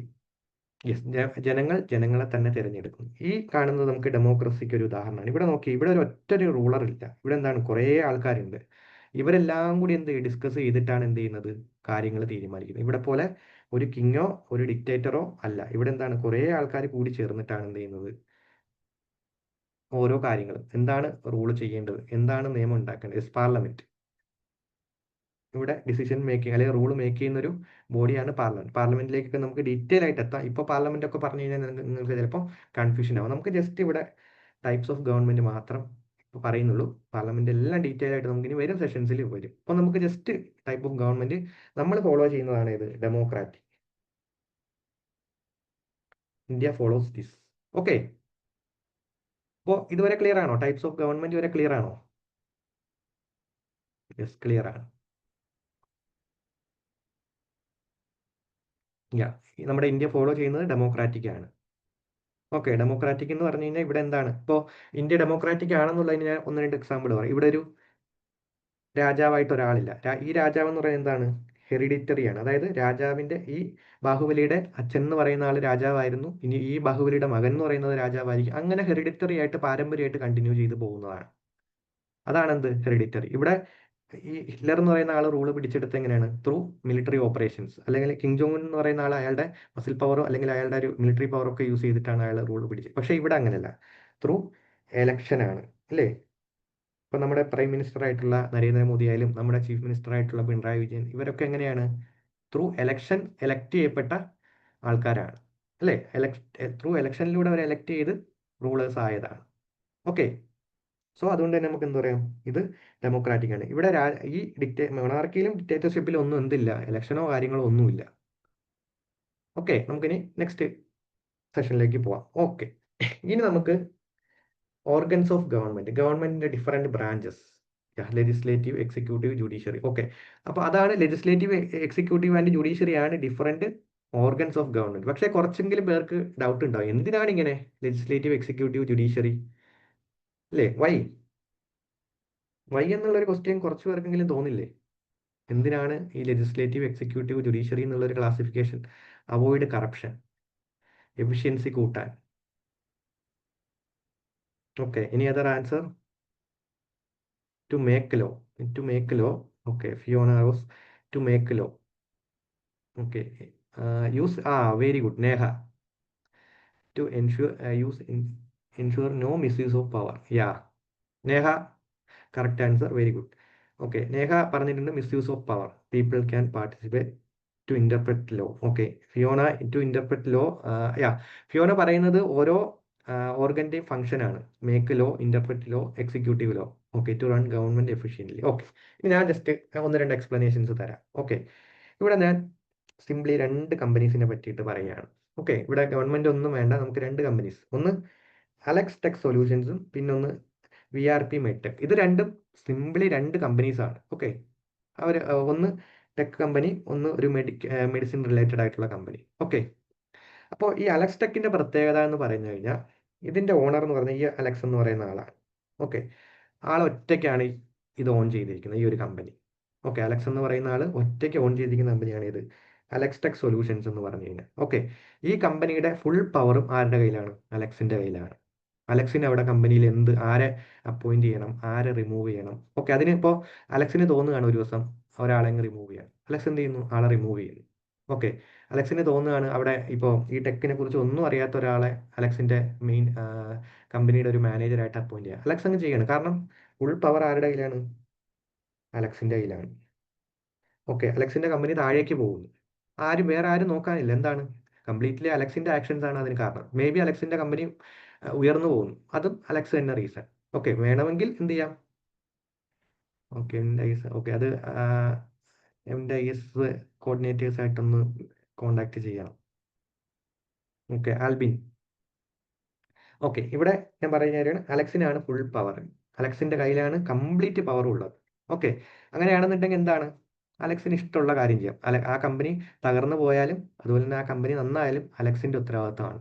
ഓക്കെ, ഇവിടെ ഇപ്പൊ ഞാൻ പറഞ്ഞ പോലെ അവിടെ എംപ്ലോയീസിന് അലക്സിനോട് എങ്ങനെയായിരിക്കും? ഇപ്പൊ അലക്സ് വെറുതെ ഒരാളെ റിമൂവ് ചെയ്യുന്നു ഒരു കാരണവും ഇല്ലാതെ. ഇപ്പോൾ ഒരു കാരണവും ഇല്ലാതെ yes, Alex can do what ever he wants. Yes, അതാണ് പ്രശ്നം. അലക്സിന് എന്ത് ചെയ്യാം? അലക്സിന് ഇഷ്ടമുള്ള കാര്യങ്ങളെല്ലാം ചെയ്യാം. ഇപ്പോൾ അലക്സ് ഒരാളെ ഒരു കാരണമില്ലാതെ റിമൂവ് ചെയ്തു, ആ കാരണമില്ലാതെ റിമൂവ് ചെയ്ത ആൾ പിന്നെ പരാതി പറയാൻ എവിടെ പോകും? എങ്ങും പോകാൻ കഴിയില്ല. കാരണം അവിടെ ഒറ്റൊരു അതോറിറ്റി ഉള്ളൂ, ഈ അലക്സ് എന്ന് പറയുന്ന ആളേ ഉള്ളൂ. ഓക്കെ, അതാണ് അലക്സിന്റെ കമ്പനിയുടെ പ്രത്യേകത. ഓക്കെ, അടുത്ത ഒരു കമ്പനിയാണ് എന്ത്? VRP മെഡ്ടെക് എന്ന് പറയുന്നത്. ഈ VRP എന്ന് പറഞ്ഞാൽ 3 പേര് ചേർന്നിട്ടുള്ള, ഒന്ന് വിക്രം, ഒന്ന് രാഹുൽ, ഒന്ന് പൂജ, അവർ 3 പേരുമാണ് ഇരിക്കുന്നത്. ഓക്കെ, അപ്പോൾ ഇവിടുത്തെ പ്രത്യേകത എന്ന് പറഞ്ഞു കഴിഞ്ഞാൽ ഇവിടെ ഒരൊറ്റ ആളുടെ അല്ല, 3 പേർക്കും ഇവിടെ ഈക്വൽ ഷെയർ ആണ്. ഏകദേശം ഫുൾ ഈ കമ്പനിയുടെ ഓണർഷിപ്പിൽ ഇവർക്ക് ഈക്വൽ ഷെയർ ആണ് 3 പേർക്കും. ഓക്കെ, അപ്പോൾ ഈ അലക്സ് ചെയ്യുന്ന പോലെ ഇപ്പം വിക്രമിന് ഒരാളെ വെറുതെ അങ്ങ് റിമൂവ് ചെയ്യാൻ പറ്റുമോ? ഇല്ല. വിക്രം റിമൂവ് ചെയ്ത് കഴിഞ്ഞാൽ ആരൊക്കെ? രാഹുലും പൂജയും അത് ക്വസ്റ്റ്യൻ ചെയ്യും. അതുപോലെ തന്നെ രാഹുലിന് ഇപ്പോൾ ഒരാളെ വെറുതെ അങ്ങ് അറ്റൻഡ് ചെയ്യാൻ പറ്റും, അല്ലെങ്കിൽ അപ്പോയിന്റ് ചെയ്യാൻ പറ്റുമോ? നേരത്തെ പറഞ്ഞ പോലെ ഒരു അറിവും ഇല്ലാത്ത ഒരാളെ, മെഡിസിനുമായിട്ട് ഒരു ഒരു ഒരു ഒപ്പീനിയനും ഇല്ലാത്ത, അല്ലെങ്കിൽ ഒരു അറിവും ഇല്ലാത്ത ഒരാളെ എന്ത് ചെയ്യാൻ പറ്റില്ല? അപ്പോയിന്റ് ചെയ്യാൻ പറ്റില്ല. അപ്പോൾ എന്ത് ചെയ്യും? ഇവരിത് 3 പേരും കൂടി ഒന്ന് ഡിസ്കസ് ചെയ്തിട്ടായിരിക്കും. Yes, no, he should make a opinion with VNP. അതാണ്, ഇവരെന്ത് ചെയ്യും? 3 പേരും കൂടെ ആലോചിച്ചിട്ട് ഒരു വൈസായിട്ടുള്ള ഒരു തീരുമാനം എടുക്കും, അല്ലെങ്കിൽ ഒരു നല്ല തീരുമാനം എടുക്കും. ഇവിടെ എന്താണ്? ഇവർക്കിടയിൽ പവർ ഷെയ്ഡാണ്. എന്താണ്? പവർ ഷെയ്ഡാണ്. ഇവിടെ എന്തില്ല? പവർ ഷെയ്ഡല്ല. അപ്പോൾ ഇതാണ് രണ്ട് കമ്പനിയുടെ അവസ്ഥ. ഇതിൽ നിങ്ങൾക്ക് ഏത് കമ്പനി ആയിരിക്കും നന്നായിട്ട് മാനേജ് ചെയ്ത് കൊണ്ടുപോകാൻ പറ്റുക? ഏത് കമ്പനി ആയിരിക്കും എഫിഷ്യൻ്റ്ലി വർക്ക് ചെയ്ത് പോവുക? സാധ്യത കൂടുതൽ കമ്പാരിറ്റീവ്ലി? യെസ്, VRP, യാ. അലക്സിന്റെ കമ്പനിക്ക് എന്താണ്? അലക്സ് മോശമായി കഴിഞ്ഞാൽ അപ്പോഴേ കമ്പനി പ്രശ്നത്തിലാവും. പക്ഷെ VRPയിൽ ഒരാൾ മോശമായാലും എന്ത് ചെയ്യും? Yes, power must have to be shared among. ഇവിടെ നമുക്കൊരു കൺസെപ്റ്റ്, പൊളിറ്റിയിലെ ഒരു കൺസെപ്റ്റ് ആണ് എന്ത്? Separation of power. പവർ എന്ത് ചെയ്തിരിക്കുന്നു? സെപ്പറേറ്റ് ചെയ്തിരിക്കുന്നു. ഇവിടെ എന്താണ്? VRP അല്ലെങ്കിൽ വിക്രമും രാഹുലിനും പൂജയ്ക്കുമായിട്ട് ആ കമ്പനിയുടെ പവർ സെപ്പറേറ്റ് ചെയ്തിട്ടുണ്ട്. ഇവിടെ എന്തില്ല? No SOP. SOP എന്ന് പറയുന്ന സാധനം ഇവിടെ ഇല്ല. SOP means separation of power. ഇവിടെ എന്താണ്? SOP ഉണ്ട്, ഇല്ലേ? SOP എവിടെയുള്ളത്? സെപ്പറേഷൻ ഓഫ് പവർ എവിടെയുള്ളത്? VRPയിൽ സെപ്പറേഷൻ ഓഫ് പവർ പ്രസന്റഡ് ആണ്. യെസ്, കാരണം 3 പേര് ഒന്നിച്ചുണ്ടാവുമ്പോൾ കോർഡിനേഷൻ ഉണ്ടാവും. ഓക്കെ, അപ്പോൾ മനസ്സിലായി, എല്ലാവർക്കും ക്ലിയർ ആയി എന്താണ്?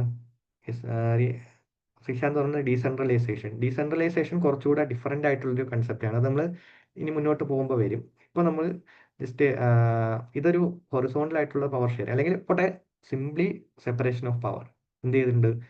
പവർ സെപ്പറേറ്റ് ചെയ്തിട്ടുണ്ട്. ഇതുവരെ ക്ലിയർ ആണല്ലോ? VRP മെഡ്ടെക്കിന് ആണ് കുറച്ചും കൂടെ ബെറ്റർ എന്ന് എല്ലാവർക്കും മനസ്സിലായല്ലോ, അലക്സിന്റെ കമ്പനീനേക്കാൾ. യാ, ഓക്കെ, ഫൈൻ. ഓക്കെ, അതിന്റെ കൂടെ നമുക്ക് വേറൊരു കാര്യം കൂടെ പറയാം. ഇപ്പോൾ അലക്സ് നന്നായിരിക്കും, അലക്സ് നല്ല ആളാണെങ്കിൽ ഓക്കെ. അതുപോലെ തന്നെ അലക്സിന്റെ സിമിലർ ആയിട്ട് ഞാൻ ദാ ഇവിടെ രണ്ടുപേരെ കാണിക്കാം. ഈ ബാഹുബലി. ബാഹുബലി എന്ന് പറയുന്ന രാജാവ് നല്ല രാജാവാണ്, ഇല്ലേ? സിനിമയിൽ നമ്മൾ കണ്ടതാണ്. പക്ഷേ ബാഹുബലിയുടെ ആ വില്ലനോ? ബാഹുബലിയുടെ ഓപ്പോസിറ്റ് ഉള്ള പൽവാൾ ദേവ എന്ന് പറയുന്ന ആളോ? അയാൾ മോശമാണ്, ഇല്ലേ? മോശമായി കഴിഞ്ഞാൽ കംപ്ലീറ്റ്ലി ദുഷ്ടനാണ്. ആ രാജ്യത്തിന് ഫുള്ള് എന്തായിരിക്കും? രാജ്യത്തിലെ ജനങ്ങളും ആ കഷ്ടപ്പാട് ഫുള്ള് അനുഭവിക്കേണ്ടി വരും. നീതി ഉറപ്പിക്കുക. ഓക്കെ, അപ്പോൾ ഒരാൾ മോശം, അപ്പോൾ ഒരു കാര്യം ആലോചിച്ച് നോക്ക്.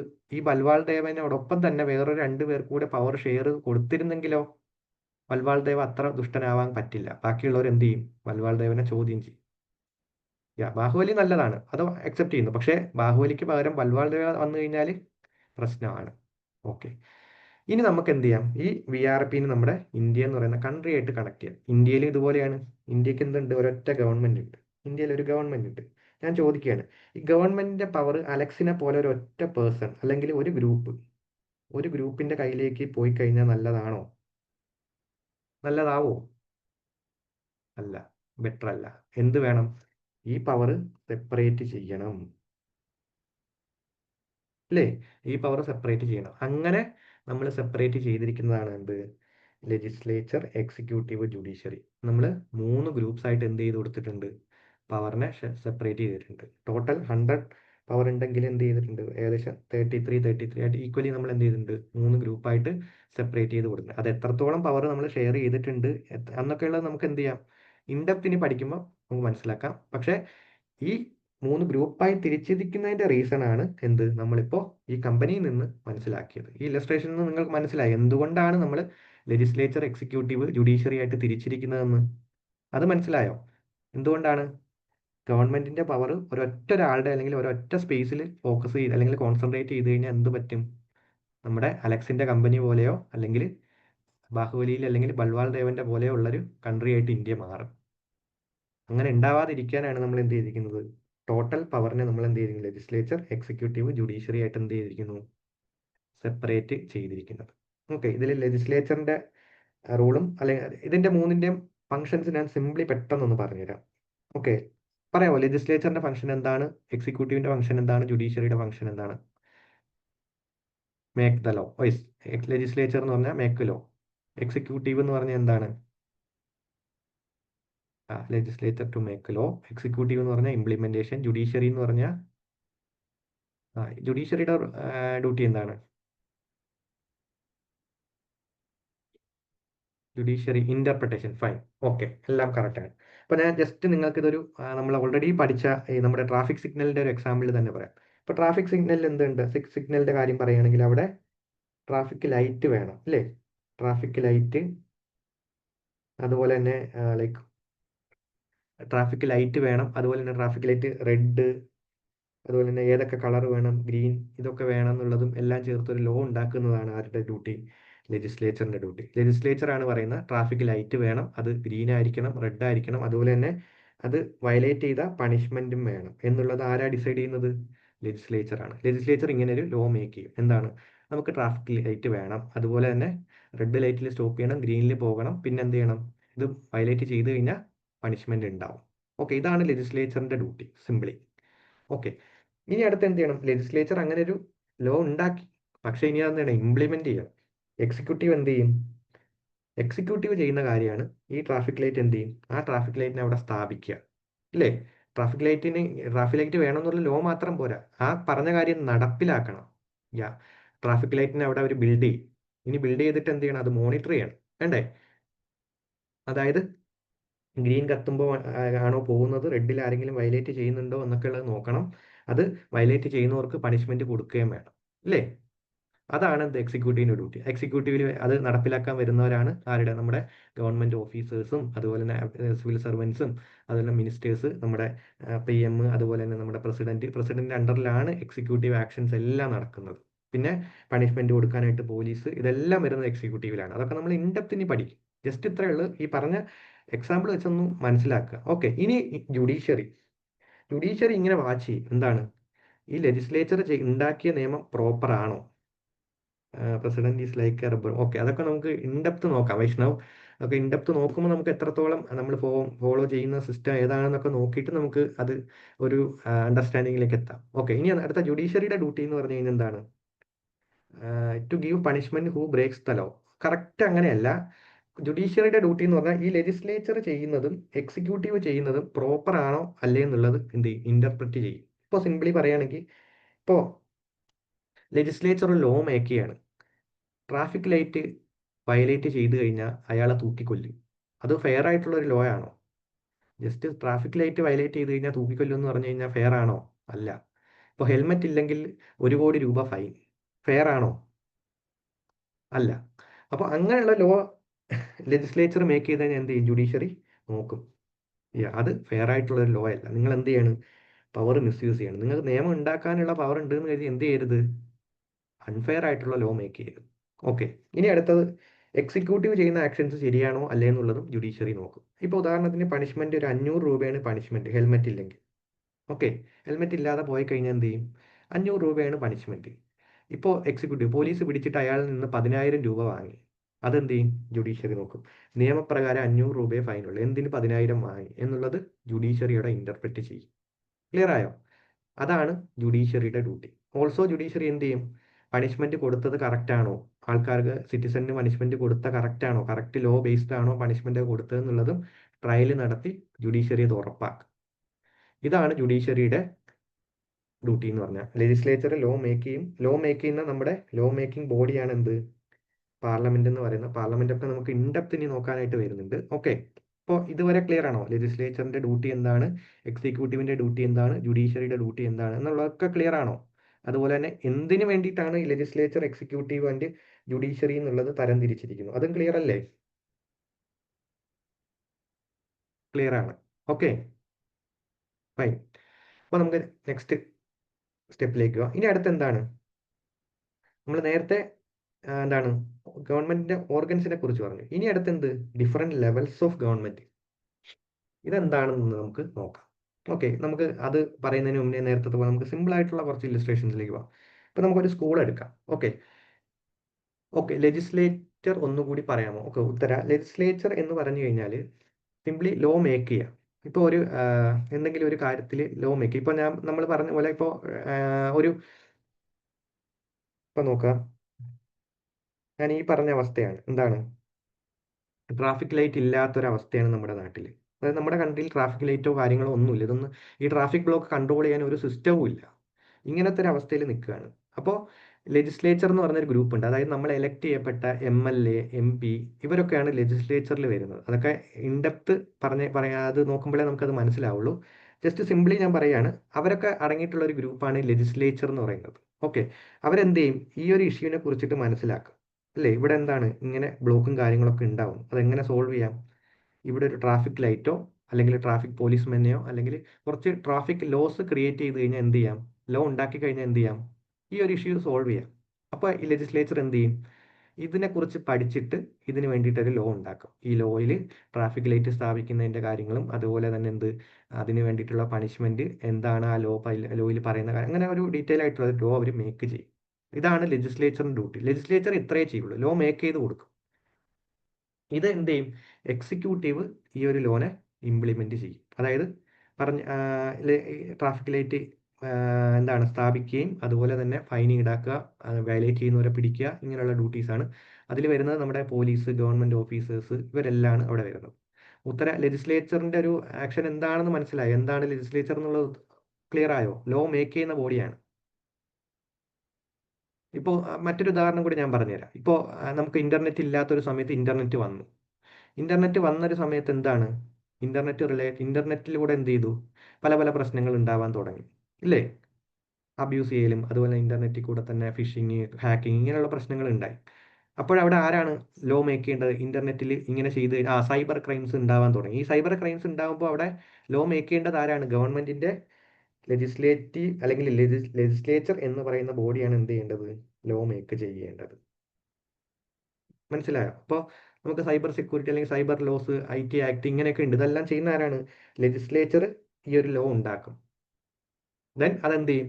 എക്സിക്യൂട്ടീവ് നമ്മുടെ പോലീസ് എന്ത് ചെയ്യും? ഈ ലോ പ്രകാരം കേസുകൾ എടുക്കും. Legislative assembly. ഓക്കെ. ഉത്തരം ക്ലിയർ ആയോ?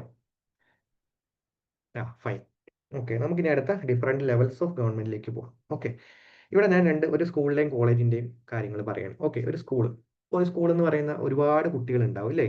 സ്കൂളിൽ ഒരുപാട് കുട്ടികളുണ്ട്, കോളേജിൽ ഒരുപാട് കുട്ടികളുണ്ട്. അപ്പോൾ ഈ സ്കൂളിൽ ഇപ്പോൾ നമുക്ക് ഒരു ക്ലാസ് എടുക്കാം, 10th ക്ലാസ് എടുക്കാം. 10th ക്ലാസ് എടുക്കുമ്പോൾ ചിലപ്പോൾ വലിയൊരു സ്കൂളാണെങ്കിൽ എന്തുണ്ടാവും? ഒരു 500 പേരുണ്ടാവും, അല്ലേ? ഒരു 500 സ്റ്റുഡൻസോളം ഉണ്ടാവാം. അപ്പോൾ ഈ 500, ഞാൻ ചോദിക്കുകയാണ്, 500 സ്റ്റുഡൻസിനെ നമുക്ക് ഒരൊറ്റ ക്ലാസ്സിൽ ഇരുത്തിയിട്ട് ഒരു ടീച്ചറിന് +1 ഹ്യൂമാനിറ്റീസ് തന്നെ എടുക്കണോ? ഓക്കെ. ആൽവിൻ ചോദിച്ചത് ഓക്കെ, UPSC റിലേറ്റഡ് +1 ഹ്യൂമാനിറ്റീസ് എടുത്തു കഴിഞ്ഞാൽ നമുക്ക് കുറച്ചുകൂടെ അഡ്വാൻറ്റേജസ് കിട്ടും. അപ്പോൾ ഈ സബ്ജക്റ്റുകളൊക്കെ അവിടെ നമുക്ക് കുറച്ചും കൂടെ NCERTs നമുക്ക് അവിടെ കുറച്ചുകൂടെ നമുക്ക് ഇൻട്രസ്റ്റിംഗ് ആയിട്ട് നേരത്തെ തന്നെ കവർ ചെയ്ത് നമുക്ക് ബേസ് കുറച്ച് സ്ട്രോങ് ആക്കാൻ പറ്റും. ഇൻട്രസ്റ്റഡ് ആണെങ്കിൽ മാത്രം ഹ്യൂമാനിറ്റീസ് എടുക്കുക. Okay okay. അപ്പോൾ ഞാൻ സ്കൂളിൻ്റെ കാര്യം പറയുന്നത് 10th ക്ലാസ്സിൽ എന്തുണ്ട്, ഒരു 500 സ്റ്റുഡൻസ് ഉണ്ട്. ഓക്കെ, ഞാൻ ചോദിക്കുന്നു, ഈ 500 സ്റ്റുഡൻസിനെയും ഒരൊറ്റ ക്ലാസ്സിൽ എന്ത് ഇരുത്തുന്നു, ഒരൊറ്റ ടീച്ചർ ക്ലാസ് എടുക്കുന്നു, അത് പോസിബിൾ ആണോ? 500 സ്റ്റുഡൻസിനെ ഒരു ടീച്ചർ ഒരു ക്ലാസ്സിൽ ഇരുത്തിയിട്ട് ക്ലാസ് എടുക്കുന്നു, ശരിയാണോ? ഇല്ല, നോ, നമുക്കത് ചെയ്യാൻ കഴിയില്ല അല്ലേ? ഓക്കെ, നമ്മൾ എന്താ ചെയ്തത്? ഇമ്പോസിബിൾ. നമുക്ക് വളരെ ബുദ്ധിമുട്ടുള്ള കാര്യം. ഒരു ടീച്ചറിന് 500 കുട്ടികളെയൊക്കെ ഒരൊറ്റ ടീച്ചറിന് കൺട്രോൾ ചെയ്യാന്ന് പറഞ്ഞാൽ പോസിബിൾ അല്ല. ഓക്കെ, നമ്മൾ അതിന് എന്താ ചെയ്യുന്നത്?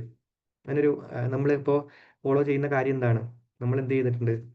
ഇങ്ങനെ 10A, അതുപോലെ തന്നെ 10B, അങ്ങനെ എന്ത് ചെയ്ത് ഡിഫറെൻറ്റ് ഡിവിഷൻസ് ആയിട്ട് തിരിച്ചിട്ടുണ്ട് ഇല്ലേ? ആ, ഡിവിഷൻ ആയിട്ട് നമ്മൾ തിരിച്ചിട്ടുണ്ട്. എന്നിട്ട് എന്ത് ചെയ്യും? ഓരോ ക്ലാസ്സിനെ മാനേജ് ചെയ്യാൻ വേണ്ടിയിട്ട് ഓരോ ക്ലാസ് ടീച്ചേഴ്സ് ഉണ്ടാവും. പക്ഷേ സ്കൂളിന് എന്തുണ്ട്? സ്കൂളിൻ്റെ ഹെഡായിട്ടൊരു പ്രിൻസിപ്പാൾ ഉണ്ട് ഇല്ലേ? സ്കൂളിൻ്റെ ഹെഡായിട്ടൊരു പ്രിൻസിപ്പാൾ ഉണ്ട്. അത് കഴിഞ്ഞ് ആരുണ്ട്? ഓരോ ക്ലാസ്സിനെയും ഡിഫറെൻറ്റ് സെഷനായിട്ട് തിരിച്ചിട്ട് ക്ലാസ് ടീച്ചേഴ്സ് ഉണ്ടാവും. ഓക്കെ, ഈ ക്ലാസ് ടീച്ചറിനും കംപ്ലീറ്റ്ലി കുട്ടികൾക്കിടയിലേക്ക് വരാൻ കഴിയില്ല. ക്ലാസ് ടീച്ചറിനും കുട്ടികൾക്കും ഇടയിലായിട്ടും പിന്നെ ആരുണ്ടാവും? ഒരു ക്ലാസ് ലീഡറും ഉണ്ടാവും ഇല്ലേ? ക്ലാസ് ലീഡർ ആയിരിക്കും ഒരു ബ്രിഡ്ജായിട്ട് ടീച്ചറിനും കുട്ടികൾക്കൊക്കെ ഇടയിലും മാനേജ് ചെയ്യുക. ഓക്കെ, ഇനി അടുത്ത ഞാൻ ഇപ്പോൾ യെസ് മോണിറ്ററിങ്. എന്ത് ചെയ്യും? ടീച്ചേഴ്സിനെ വിവരങ്ങൾ അറിയിക്കും, ക്ലാസ് റിലേറ്റഡ് ആയിട്ടുള്ളത്. ടീച്ചേഴ്സ് തരുന്ന ഇൻഫർമേഷൻ കുട്ടികളിൽ എത്തിക്കുന്ന ക്ലാസ് ലീഡേഴ്സായി.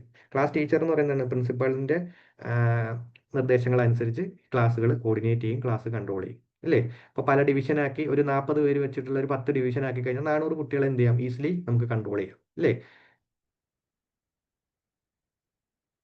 സ്ക്രീൻ കാണുന്നില്ല? സ്ക്രീൻ വിസിബിൾ അല്ലേ? പ്രസന്റേഷൻ കാണുന്നില്ലേ? ഓക്കെ, അപ്പോൾ ഇനി സെയിം കാര്യം. കോളേജിൽ പോയി കഴിഞ്ഞാലും കോളേജിൽ നമുക്ക് കുറച്ചും കൂടെ മനസ്സിലാവാൻ വേണ്ടിയിട്ട് കോളേജിൽ എന്തുണ്ട്? പല കോഴ്സ് ഉണ്ട്. ഇപ്പോൾ ഒരു ബിടെക് ആണെന്നുണ്ടെങ്കിൽ അവിടെ എന്തുണ്ട്? മെക്കാനിക്കൽ എഞ്ചിനീയറിംഗ്, ഇലക്ട്രിക്കൽ എഞ്ചിനീയറിംഗ്, അങ്ങനെ പല കോഴ്സുകളുണ്ട്. ഇപ്പോൾ ഡിഗ്രി ആണെങ്കിൽ തന്നെ BSc physics, chemistry, Malayalam, English, അങ്ങനെ പല സബ്ജക്റ്റുകളുണ്ട് ഇല്ലേ? അപ്പോൾ ഒരു കോളേജിൽ പോയി കഴിഞ്ഞാൽ ഈ കുട്ടികളെല്ലാം കൂടി ഒരൊറ്റ ക്ലാസ്സിൽ ഇരുത്തിയാണോ പഠിപ്പിക്കുന്നത്? അല്ല, ഇതിന് എന്ത് ചെയ്തിട്ടുണ്ട്? കോളേജും ഡിഫറെൻറ്റ് ഡിപ്പാർട്ട്മെന്റ് ആയിട്ട് തിരിച്ചിട്ടുണ്ട്. ഇവിടെ കോളേജിലെയും പ്രത്യേകത എന്താണ്? അവിടെ ഒരു പ്രിൻസിപ്പൽ എന്തുണ്ട്? ഹെഡിലുണ്ട് അല്ലേ? പ്രിൻസിപ്പലിന് ആയിരിക്കും ആ കോളേജിന്റെ ഒരു ഹെഡ് ചാർജ്. ദെൻ എന്ത് ചെയ്യും?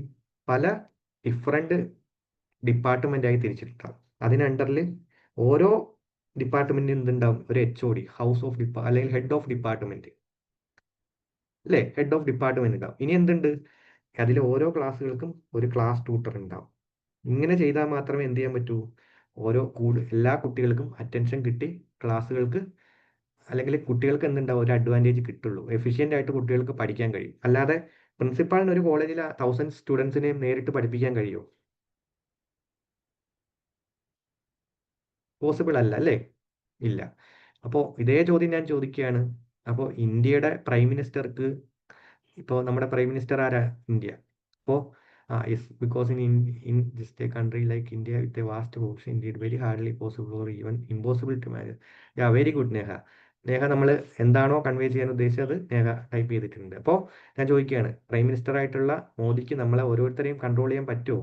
ഒറ്റയ്ക്ക് ഇരുന്നുകൊണ്ട്, അതും 140 കോടി പുറത്ത് ജനങ്ങളുണ്ട്. പറ്റുമോ? പോസിബിൾ ആണോ? നോ. അപ്പോൾ നമ്മൾ എന്ത് ചെയ്തിട്ടുണ്ട്? നമ്മൾ അതിന് ചെയ്തതാണെന്ത്? ഒരു 3 ലെവൽ ഗവൺമെന്റ് നമുക്കുണ്ട്. ടോപ്പിൽ എന്തുണ്ട്? ഒരു സെൻട്രൽ ഗവൺമെന്റ് ഉണ്ട്. അത് കഴിഞ്ഞ് നമ്മൾ എന്ത് ചെയ്തിട്ടുണ്ട്? സ്റ്റേറ്റുകളായിട്ട് തിരിച്ചു. സ്റ്റേറ്റ് മാത്രമല്ല, യൂണിയൻ ടെറിട്ടറീസ് ഉണ്ട്. അത് നമുക്ക് സ്റ്റേറ്റിനോടൊപ്പം തന്നെ നോക്കേണ്ട കൺസെപ്റ്റുകളാണ്. ഇപ്പോൾ സിംപ്ലി നമ്മൾ സ്റ്റേറ്റ് എന്നേ പറയുന്നുള്ളൂ. പിന്നെ സ്റ്റേറ്റ് മാത്രമാണോ? നമുക്ക് ആദ്യം സെൻട്രൽ സ്റ്റേറ്റേ ഉണ്ടായിരുന്നുള്ളൂ. പിന്നെ നമുക്ക് എന്ത് മനസ്സിലായി? പോപ്പുലേഷൻ കൂടുകയും അതുപോലെ തന്നെ നമ്മുടെ ജോഗ്രഫി ഭയങ്കര വൈഡൊക്കെ ആയതുകൊണ്ട് തന്നെ നമ്മൾ എന്ത് ചെയ്തു? ഒരു ലോക്കൽ ലെവൽ ഗവൺമെന്റ് കൂടി നമുക്ക് ആവശ്യമായിട്ട് വന്നു. ഓക്കെ, ഇതാണ് നമ്മുടെ പഞ്ചായത്ത് സിസ്റ്റം എന്ന് പറയുന്നത്. കേട്ടിട്ടുണ്ടോ പഞ്ചായത്ത്? നമ്മൾ എല്ലാവരും കേൾക്കുന്നതായിരിക്കും. പഞ്ചായത്ത് അല്ലെങ്കിൽ മുനിസിപ്പാലിറ്റി എന്താണ്? ഏറ്റവും ലോക്കൽ ലെവൽ ഗവൺമെന്റ്. നമുക്ക് ഇപ്പോൾ നമ്മുടെ വീടിൻ്റെ അടുത്ത് കുറച്ച് വേസ്റ്റിന്റെ ഇഷ്യൂസോ അല്ലെങ്കിൽ നമ്മുടെ വീടിൻ്റെ അടുത്തുള്ള പോസ്റ്റുകളിൽ ലൈറ്റ് ഇല്ല, നമ്മൾ എന്താ നേരിട്ട് സെൻട്രൽ ഗവൺമെന്റിലോ അല്ലെങ്കിൽ മോദിയുടെ അടുത്തോ ആണോ പോണത്? ഉം. അല്ല, നമ്മൾ ഡയറക്റ്റ്ലി എന്താ ലോക്കൽ പഞ്ചായത്ത്, നമ്മുടെ വാർഡ് മെമ്പർ, പ്രസിഡന്റ്, അങ്ങനെയുള്ളവരുടെ അടുത്തേക്കായിരിക്കും പോവുക. യെസ്, ഹരിതകർമ്മസേനയൊക്കെ ഏറ്റവും ലോക്കൽ ലെവൽ ഗവൺമെന്റ് നടപ്പിലാക്കുന്ന കാര്യങ്ങളാണ്. ഓക്കെ, അപ്പോൾ ഇപ്പോൾ നമുക്കിപ്പോൾ ഒരു കാര്യം മനസ്സിലായി, എന്തിനാണ് ഡിഫറെൻറ്റ് ലെവൽസ് ഓഫ് ഗവൺമെൻറ് വേണ്ടത്? നമ്മുടെ പോപ്പുലേഷനെ ഈസിലി എഫിഷ്യൻ്റ്ലി ഹാൻഡിൽ ചെയ്യാൻ വേണ്ടിയിട്ടാണ്. ഓക്കെ, ഈ കൺസെപ്റ്റിൻ്റെ പൊളിറ്റിയിൽ ഒരു പേര് പറയും. എന്താണെന്ന് ആർക്കെങ്കിലും പറയാമോ? ഇങ്ങനെ പവർ ഷെയർ ചെയ്തിരിക്കുന്നതിന് ഇതും another type of power sharing ആണ്. പക്ഷേ ഇതിനെ നമ്മൾ പൊളിറ്റിയിൽ നമ്മൾ ഇതിനൊരു ടൈം പറയും. യെസ്, വെർട്ടിക്കൽ പവർ ഷെയറിംഗ് ആണ്. പക്ഷേ ഇതിന് ക്ലിയർലി വേറൊരു ടൈം ഉണ്ട്, ഡീസെൻട്രലൈസേഷൻ. അതും കറക്റ്റാണ്, എങ്കിലും 3 ടയർ സിസ്റ്റം. ഓക്കെ, ഒരു പ്രോപ്പർലി ഒരു ടൈം പറയും, power shared between 2 or more levels of government എന്ന് പറഞ്ഞിട്ട് നമ്മളൊരു ഫെഡറലിസം. Very good. ഇതാണ് ഫെഡറലിസം എന്ന് പറയുന്ന കൺസെപ്റ്റ്. എന്താണ്? പവർ എന്ത് ചെയ്തിട്ടുണ്ട്? വെർട്ടിക്കലി 2 or more ലെവലിൽ ഷെയർ ചെയ്തിരിക്കുകയാണ്. ഇവിടെ എന്തുണ്ട്? ഇവിടെ ഒന്ന് ഒന്ന് 2 3 ലെവലിൽ നമ്മൾ പവർ ഷെയർ ചെയ്ത് കൊടുത്തേക്കാണ്. ഓക്കെ, ക്ലിയർ ആയോ? ഇതെന്താണെന്നുള്ളത് ക്ലിയർ ആയോ? ഇതൊക്കെ നമ്മൾ ജസ്റ്റ് ബേസിക്കലി ഗവൺമെന്റ് സ്ട്രക്ചറായിട്ട് മാത്രമേ പറയുന്നുള്ളൂ. ഈ ഫെഡറലിസം, നമുക്ക് എത്രത്തോളം ഫെഡറലിസം ഉണ്ട്, സെന്റർ എത്രത്തോളം പവർ സ്റ്റേറ്റിന് കൊടുക്കുന്നുണ്ട്, അതുപോലെ തന്നെ എത്രത്തോളം ലോക്കലിന് കൊടുക്കുന്നുണ്ട് എന്നൊക്കെ ഉള്ളത് നമ്മൾ എന്ത് ചെയ്യണം? നമുക്കിനി ഇൻഡെപ്ത് ഫെഡറലിസം ഒക്കെ നമുക്ക് നോക്കണം, ഡീറ്റെയിൽ ആയിട്ട് നോക്കേണ്ടതാണ്. ഫെഡറലിസം റിലേറ്റഡ് നമ്മൾ ന്യൂസ് പേപ്പറിലൊക്കെ കാണാറുണ്ട്, സെൻട്രൽ സ്റ്റേറ്റിന് കൊടുക്കേണ്ടതായിട്ടുള്ള ആ, എന്താണ്, ടാക്സ് കൊടുക്കുന്നില്ല, സെൻട്രൽ കൂടുതൽ പവർ യൂസ് ചെയ്യുന്നു, ഇങ്ങനെയുള്ള പല ഡിസ്പ്യൂട്ട്സ് നമ്മൾ എന്ത് ചെയ്യാറുണ്ട്, വാർത്തകളിലൊക്കെ കാണാറുണ്ട്. അപ്പോൾ ഇനി ഇനി എന്ത് ചെയ്യുക? വാർത്തയൊക്കെ വായിക്കുമ്പോൾ ഇതൊക്കെ കണക്ട് ചെയ്ത് വായിക്കാം. Yes, India is a quasi federal form of government. Okay, എന്താണ് ഈ ക്വാസി ഫെഡറൽ ഫോം? അറിയോ? No. Quasi federal means simply, quasi means കുറച്ച്, അതായത് കംപ്ലീറ്റ്ലി ഇല്ല. ക്വാസി ഫെഡറൽ കുറച്ച് ഫെഡറലാണ് നമ്മൾ, കൂടുതലും യൂണിറ്ററിയാണ്, അതായത് സെന്ററിനാണ് കൂടുതൽ പവർ. ക്വാസി എന്ന് പറഞ്ഞു കഴിഞ്ഞാൽ ലിറ്റിൽ എന്നുള്ളൊരു മീനിങ് ആണ്, കുറച്ച്. Okay, how can we say that? അത് വൈഷ്ണവ് നമുക്കത് ഡീറ്റെയിൽ ആയിട്ട് നമ്മൾ ഫോളോ ചെയ്യുന്ന നമ്മുടെ കോൺസ്റ്റിറ്റ്യൂഷനിലുള്ള പ്രൊവിഷൻസ് വെച്ച് നമുക്കത് പറയാൻ കഴിയും. നമ്മൾ എന്താണ്, നമ്മൾ കൂടുതൽ ഫെഡറൽ ആണോ യൂണിറ്ററി ആണോ എന്നൊക്കെ ഉള്ളത് നമ്മുടെ കോൺസ്റ്റിറ്റ്യൂഷനിലുള്ള പ്രൊവിഷൻസ് വെച്ചിട്ട് നമുക്ക് പറയാൻ കഴിയും. ഓക്കെ, സോ നമ്മുടെ ഇന്നത്തെ സെഷനിൽ ഗവൺമെന്റ് റിലേറ്റഡ് ഇത്രയും കാര്യങ്ങളാണ് നമ്മൾ നോക്കാൻ പ്ലാൻ ചെയ്തത്. ടൈം കുറച്ചധികമായി, നമുക്ക് കുറച്ച് ക്വസ്റ്റ്യൻസും കൂടെ ഒന്ന് നോക്കി പോവാം പെട്ടെന്ന്. ഓക്കെ, ഒന്ന് വായിച്ചു നോക്കി. Which of the following is a key feature of dictatorship? Okay, questions നോക്കുക, ഓപ്ഷൻസ് നോക്കുക, വായിച്ച് നിങ്ങൾക്ക് ഒന്ന്. Option C, centralised authority under a single leader. Okay, അപ്പോൾ ഇവിടെ നമുക്ക് ഓപ്ഷൻസ് ഓരോന്നായിട്ട് പറയാം. ഓക്കെ, ഓക്കെ, സി സി ആണ് റൈറ്റ് ആൻസർ, ശരിയാണ്. ഓക്കെ, ഡിക്റ്റേറ്റർഷിപ്പിന്റെ ഒരു ഫീച്ചറാണ് ചോദിച്ചിരിക്കുന്നത്. ഇവിടെ സെപ്പറേഷൻ ഓഫ് പവർ ഡിക്റ്റേറ്റർഷിപ്പിൽ ഉണ്ടാവോ? ഇല്ല. ഉണ്ടാവും, ഒരാളുടെ കയ്യിലായിരിക്കും പവർ വെസ്റ്റഡ് ആയിട്ടുള്ളത്. ഓക്കെ, ഇവിടെ റൂൾ ഓഫ് ലോ എന്ന് പറഞ്ഞു കഴിഞ്ഞാൽ നിയമത്തിനാണ് ഇമ്പോർട്ടൻസ് എന്നാണ്, അതായത് ലോ ഈ സുപ്രീം എന്നാണ്. നോട്ട് ചെയ്തോണേ ഇതൊക്കെ. റൂൾ ഓഫ് ലോ കൊണ്ട് ഉദ്ദേശിക്കുന്നത് എന്താണ്? ലോ ഈ സുപ്രീം, ലോ എല്ലാവരെക്കാൾ മുകളിലാണ് എന്നുള്ള മീനിങ് ആണ് റൂൾ ഓഫ് ലോ കൊണ്ട് ഉദ്ദേശിക്കുന്നത്. ലോ ആണ് സുപ്രീം. അതായത് ഇപ്പോൾ ഡിക്റ്റേറ്റർഷിപ്പ് നേരത്തെ പറഞ്ഞ പോലെ ഹിറ്റ്ലർ എന്ന് പറയുന്ന ആള് റൂൾ ഓഫ് ലോ ഇല്ല, കാരണം ഹിറ്റ്ലറാണ് അവിടുത്തെ ലോ, ഹിറ്റ്ലർ പറയുന്നതാണ് ലോ. പക്ഷേ നമ്മളിവിടെ പറയുന്നതാണ്, ലോ എന്താണോ അതാണ് റൂളർ പോലും കേൾക്കേണ്ടത്. ഇപ്പോൾ ഇന്ത്യയിൽ തന്നെയാണെങ്കിലും നരേന്ദ്രമോദിയാണ് നമ്മുടെ ഏറ്റവും എന്താണ്, നരേന്ദ്രമോദി അതുപോലെ തന്നെ ദ്രൗപദി മുർമു പ്രസിഡന്റ് ഒക്കെയാണ് നമ്മുടെ ഹെഡ് ഓഫ് സ്റ്റേറ്റ്. അപ്പോൾ അവരെന്ന് പറയുന്നത് നമ്മുടെ ലോയുടെ അണ്ടറിലാണ് അവരും വരുന്നത്. അതായത് ലോ പറയുന്നതാണ് പ്രസിഡന്റും പ്രൈം മിനിസ്റ്ററും കേൾക്കേണ്ടത്. അതാണ് റൂൾ ഓഫ് ലോ എന്ന് പറയുന്നത്. All are equal before the eyes of laws. Very good. Okay, ഇനി അടുത്ത എന്താണ്? Centralised authority under a single leader. ഇതാണ് കറക്റ്റ് ഡിക്റ്റേറ്റർഷിപ്പിന്റെ ഒരു എന്താണ് ഫീച്ചർ എന്ന് പറയുന്നത്. എലക്ടഡ് റെപ്രസെന്റേറ്റീവ്സ് ഉണ്ടാവോ? ഇല്ല. നമ്മൾ പറഞ്ഞു ഒപ്പോസിഷനെ എല്ലാം എന്ത് ചെയ്യും, ഒരു അവരുടെ മസിൽ പവർ യൂസ് ചെയ്തൊക്കെ എന്ത് ചെയ്യും, അടിച്ചമർത്തും. ഓക്കെ, പെട്ടെന്ന് നമുക്ക് സെക്കൻഡ് ക്വസ്റ്റ്യനിലേക്ക് പോവാം. Which of the following is about statement is are or are true about democracy? ഡെമോക്രസിനെ കുറിച്ചിട്ട് ട്രൂ ആയിട്ടുള്ള സ്റ്റേറ്റ്മെന്റ് ഏതാണ്? ജസ്റ്റ് ഒന്ന് പെട്ടെന്ന് വായിച്ചു നോക്കിയേ. നോ, ഡിക്റ്റേറ്റർ എന്നല്ല അവരുടെ പേര്. അവരുടെ ഡിക്റ്റേറ്റർ മീൻസ് ഏകാധിപതി, അതായത് അവരാണ് ആ ഒരു കൺട്രി കൺട്രോൾ ചെയ്യുന്ന ഒരാളാണ് ഡിക്റ്റേറ്റർ എന്ന് പറയുന്നത്.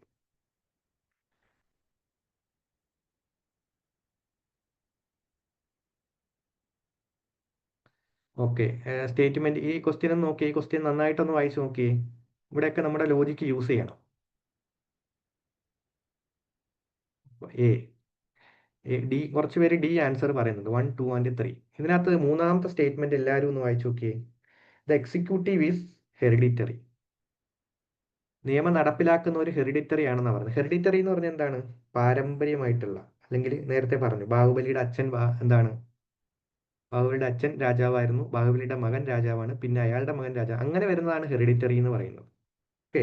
പക്ഷെ നമ്മുടെ അവിടെ അങ്ങനെയാണോ? എലക്റ്റഡ് ആയിട്ടുള്ള ആരാണ്? മോദിയുടെ പേരൻസോ അല്ലെങ്കിൽ മോദിയുടെ മക്കളോ ഇനി നമ്മുടെ ഇന്ത്യ റൂൾ ചെയ്യണമെന്നില്ല. വേറെ എലക്ട് ചെയ്യപ്പെടുന്നവരായിരിക്കും റൂൾ ചെയ്യുന്നത്. അതുപോലെ തന്നെ മോദിയുടെ പേരൻസ് എലക്ട്, അല്ലെങ്കിൽ അവരുടെ മകനായിട്ടല്ല മോദി വന്നത്. മോദി വന്നത് എലക്റ്റഡ് ആയിട്ടാണ്. സോ ഇവിടെ നമുക്ക് എന്ത് ചെയ്യാൻ പറ്റും? ഈ 3 വന്നതൊക്കെ എന്ത് ചെയ്യാൻ പറ്റും നമുക്ക്? ആ ഓപ്ഷൻസ് എല്ലാം നമുക്ക് അങ്ങ് ഡിലീറ്റ് ചെയ്യാം. കാരണം 3 റോങ് ആണെന്ന് നമുക്ക് മനസ്സിലായി, ഇല്ലേ? 3 റോങ് ആണെന്ന് മനസ്സിലായി കഴിഞ്ഞാൽ എന്ത് ചെയ്യാം? ആ ഓപ്ഷൻസ് ഒക്കെ നമുക്ക് റിമൂവ് ചെയ്യാം. ഇതാണ് എലിമിനേഷൻ മെത്തേഡ് എന്ന് പറയുന്നത്. ഇവിടെ പിന്നെ 1 and 2. ഇപ്പോൾ 1 നിങ്ങൾക്ക് അറിയില്ല, കാരണം 1നെ കുറിച്ച് ഞാൻ പറഞ്ഞിട്ടേ ഇല്ല. പക്ഷേ 1ന്റെ മീനിങ് എന്ന് പറയുന്നത് എന്താണ്? Universal adult franchise. അതായത് അത് 18+ ഏജുള്ള എല്ലാവർക്കും എന്തുണ്ട്? വോട്ടിംഗ് റൈറ്റ് ഉണ്ട്. അതാണ് എന്ത്? യൂണിവേഴ്സൽ അഡൾട്ട് ഫ്രാഞ്ചൈസ് എന്ന് പറയുന്നത്. അത് ഡെമോക്രസിയിലേ ഉണ്ടാവുള്ളൂ. ഓക്കെ. പിന്നെ insurance freedom of speech and expression, അതൊക്കെ ഡെമോക്രസിയിൽ മാത്രമേ ഉണ്ടാവുള്ളൂ. അതൊരു ഡിക്റ്റേറ്റർഷിപ്പിലോ അതുപോലെ തന്നെ മൊണാർക്കിയിലൊക്കെ ഉണ്ടാവണം എന്നില്ല. ഓക്കെ.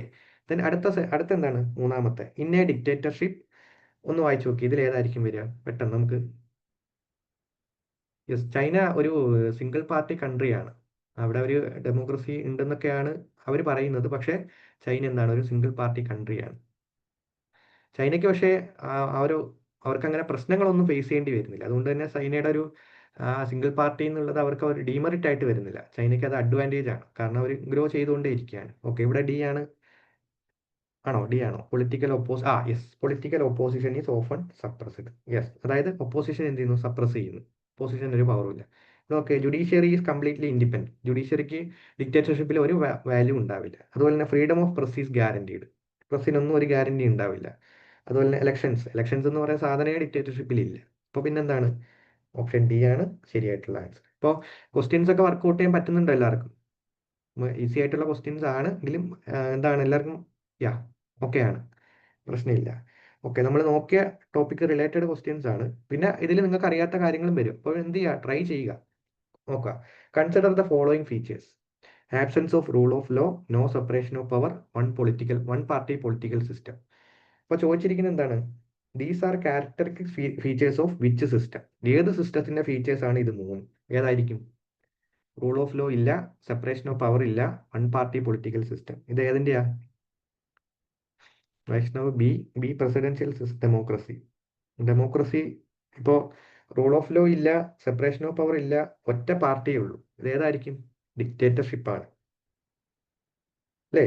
റൂൾ ഓഫ് ലോ ഇല്ല, നിയമത്തിന് ഒരു വാല്യൂ ഇല്ല. അതുപോലെ സെപ്പറേഷൻ ഓഫ് പവർ സെപ്പറേറ്റ് ചെയ്തിട്ടില്ല, ഒരാളിലാണ് പവർ. വൺ പാർട്ടി സിസ്റ്റം, ഒറ്റ പാർട്ടി മാത്രമേ ഉള്ളൂ. ഇതെല്ലാം എന്തിലായിരിക്കും? ഡിക്റ്റേറ്റർഷിപ്പാണ്. വെരി ഗുഡ്, എല്ലാവരും ആൻസർ ചെയ്തിട്ടുണ്ട്.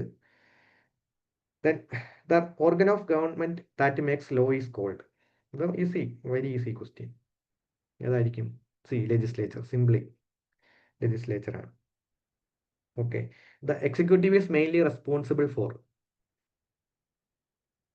Making laws, interpreting laws, implementing laws, judging people. Yes, option C, implementing law. അപ്പോൾ ക്വസ്റ്റ്യൻ, ഇന്റർപ്രറ്റിംഗ് ലോസ് ആരാ? ലോ ഇന്റർപ്രറ്റ് ചെയ്യുന്ന ആരാ? Yes, judiciary. ഓക്കെ.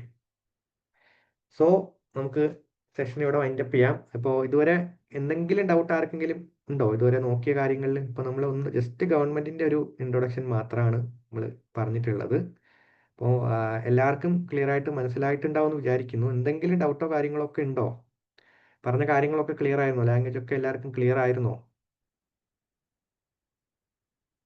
ക്ലാസ് ഇങ്ങനെ കേട്ട് എല്ലാവർക്കും പൊളിറ്റി ഒന്നുകൂടെ ഇൻട്രസ്റ്റഡ് ആയോ? Okay, nice class, thank you. Okay. അപ്പോൾ ടൈം കുറച്ചായി, നമുക്ക് എന്ത് ചെയ്യാം? ഇന്നത്തെ സെഷൻ ഇപ്പോൾ വൈൻഡപ്പ് ചെയ്യാം. ഓക്കെ, നമ്മളിനി ഇതിൻ്റെ ഒരു ഇൻഡെപ്ത് വെർഷനാണ് നമ്മുടെ പൊളിറ്റി എന്ന് പറയുന്നത്. അങ്ങനെ ബുദ്ധിമുട്ടായിട്ട് കാര്യങ്ങളൊന്നുമില്ല. ഇതുപോലെ എന്ത് ചെയ്യുക? കൺസെപ്റ്റുകൾ ക്ലിയർ ആക്കി വൈ ഫാക്ടർ അല്ലെങ്കിൽ എന്തുകൊണ്ട് അങ്ങനെ എന്നൊക്കെ ഉള്ളൊരു ക്യൂരിയോസിറ്റിയോടുകൂടി എന്ത് ചെയ്യുക? അപ്രോച്ച് ചെയ്യുക. അത് പൊളിറ്റി മാത്രമല്ല, ബാക്കി സബ്ജക്റ്റുകളും ഇതേപോലെ എന്ത് ചെയ്യുക? അപ്രോച്ച് ചെയ്യാൻ ശ്രമിക്കുക. Okay. Okay, Abhinav, thank you. അപ്പോൾ എല്ലാവർക്കും താങ്ക് യു. നമുക്ക് എന്ത് ചെയ്യാം, വൈൻഡപ്പ് ചെയ്യാം. ഓക്കെ, അപ്പോൾ നമുക്കിനി അടുത്തൊരു സെഷനിൽ കാണാം.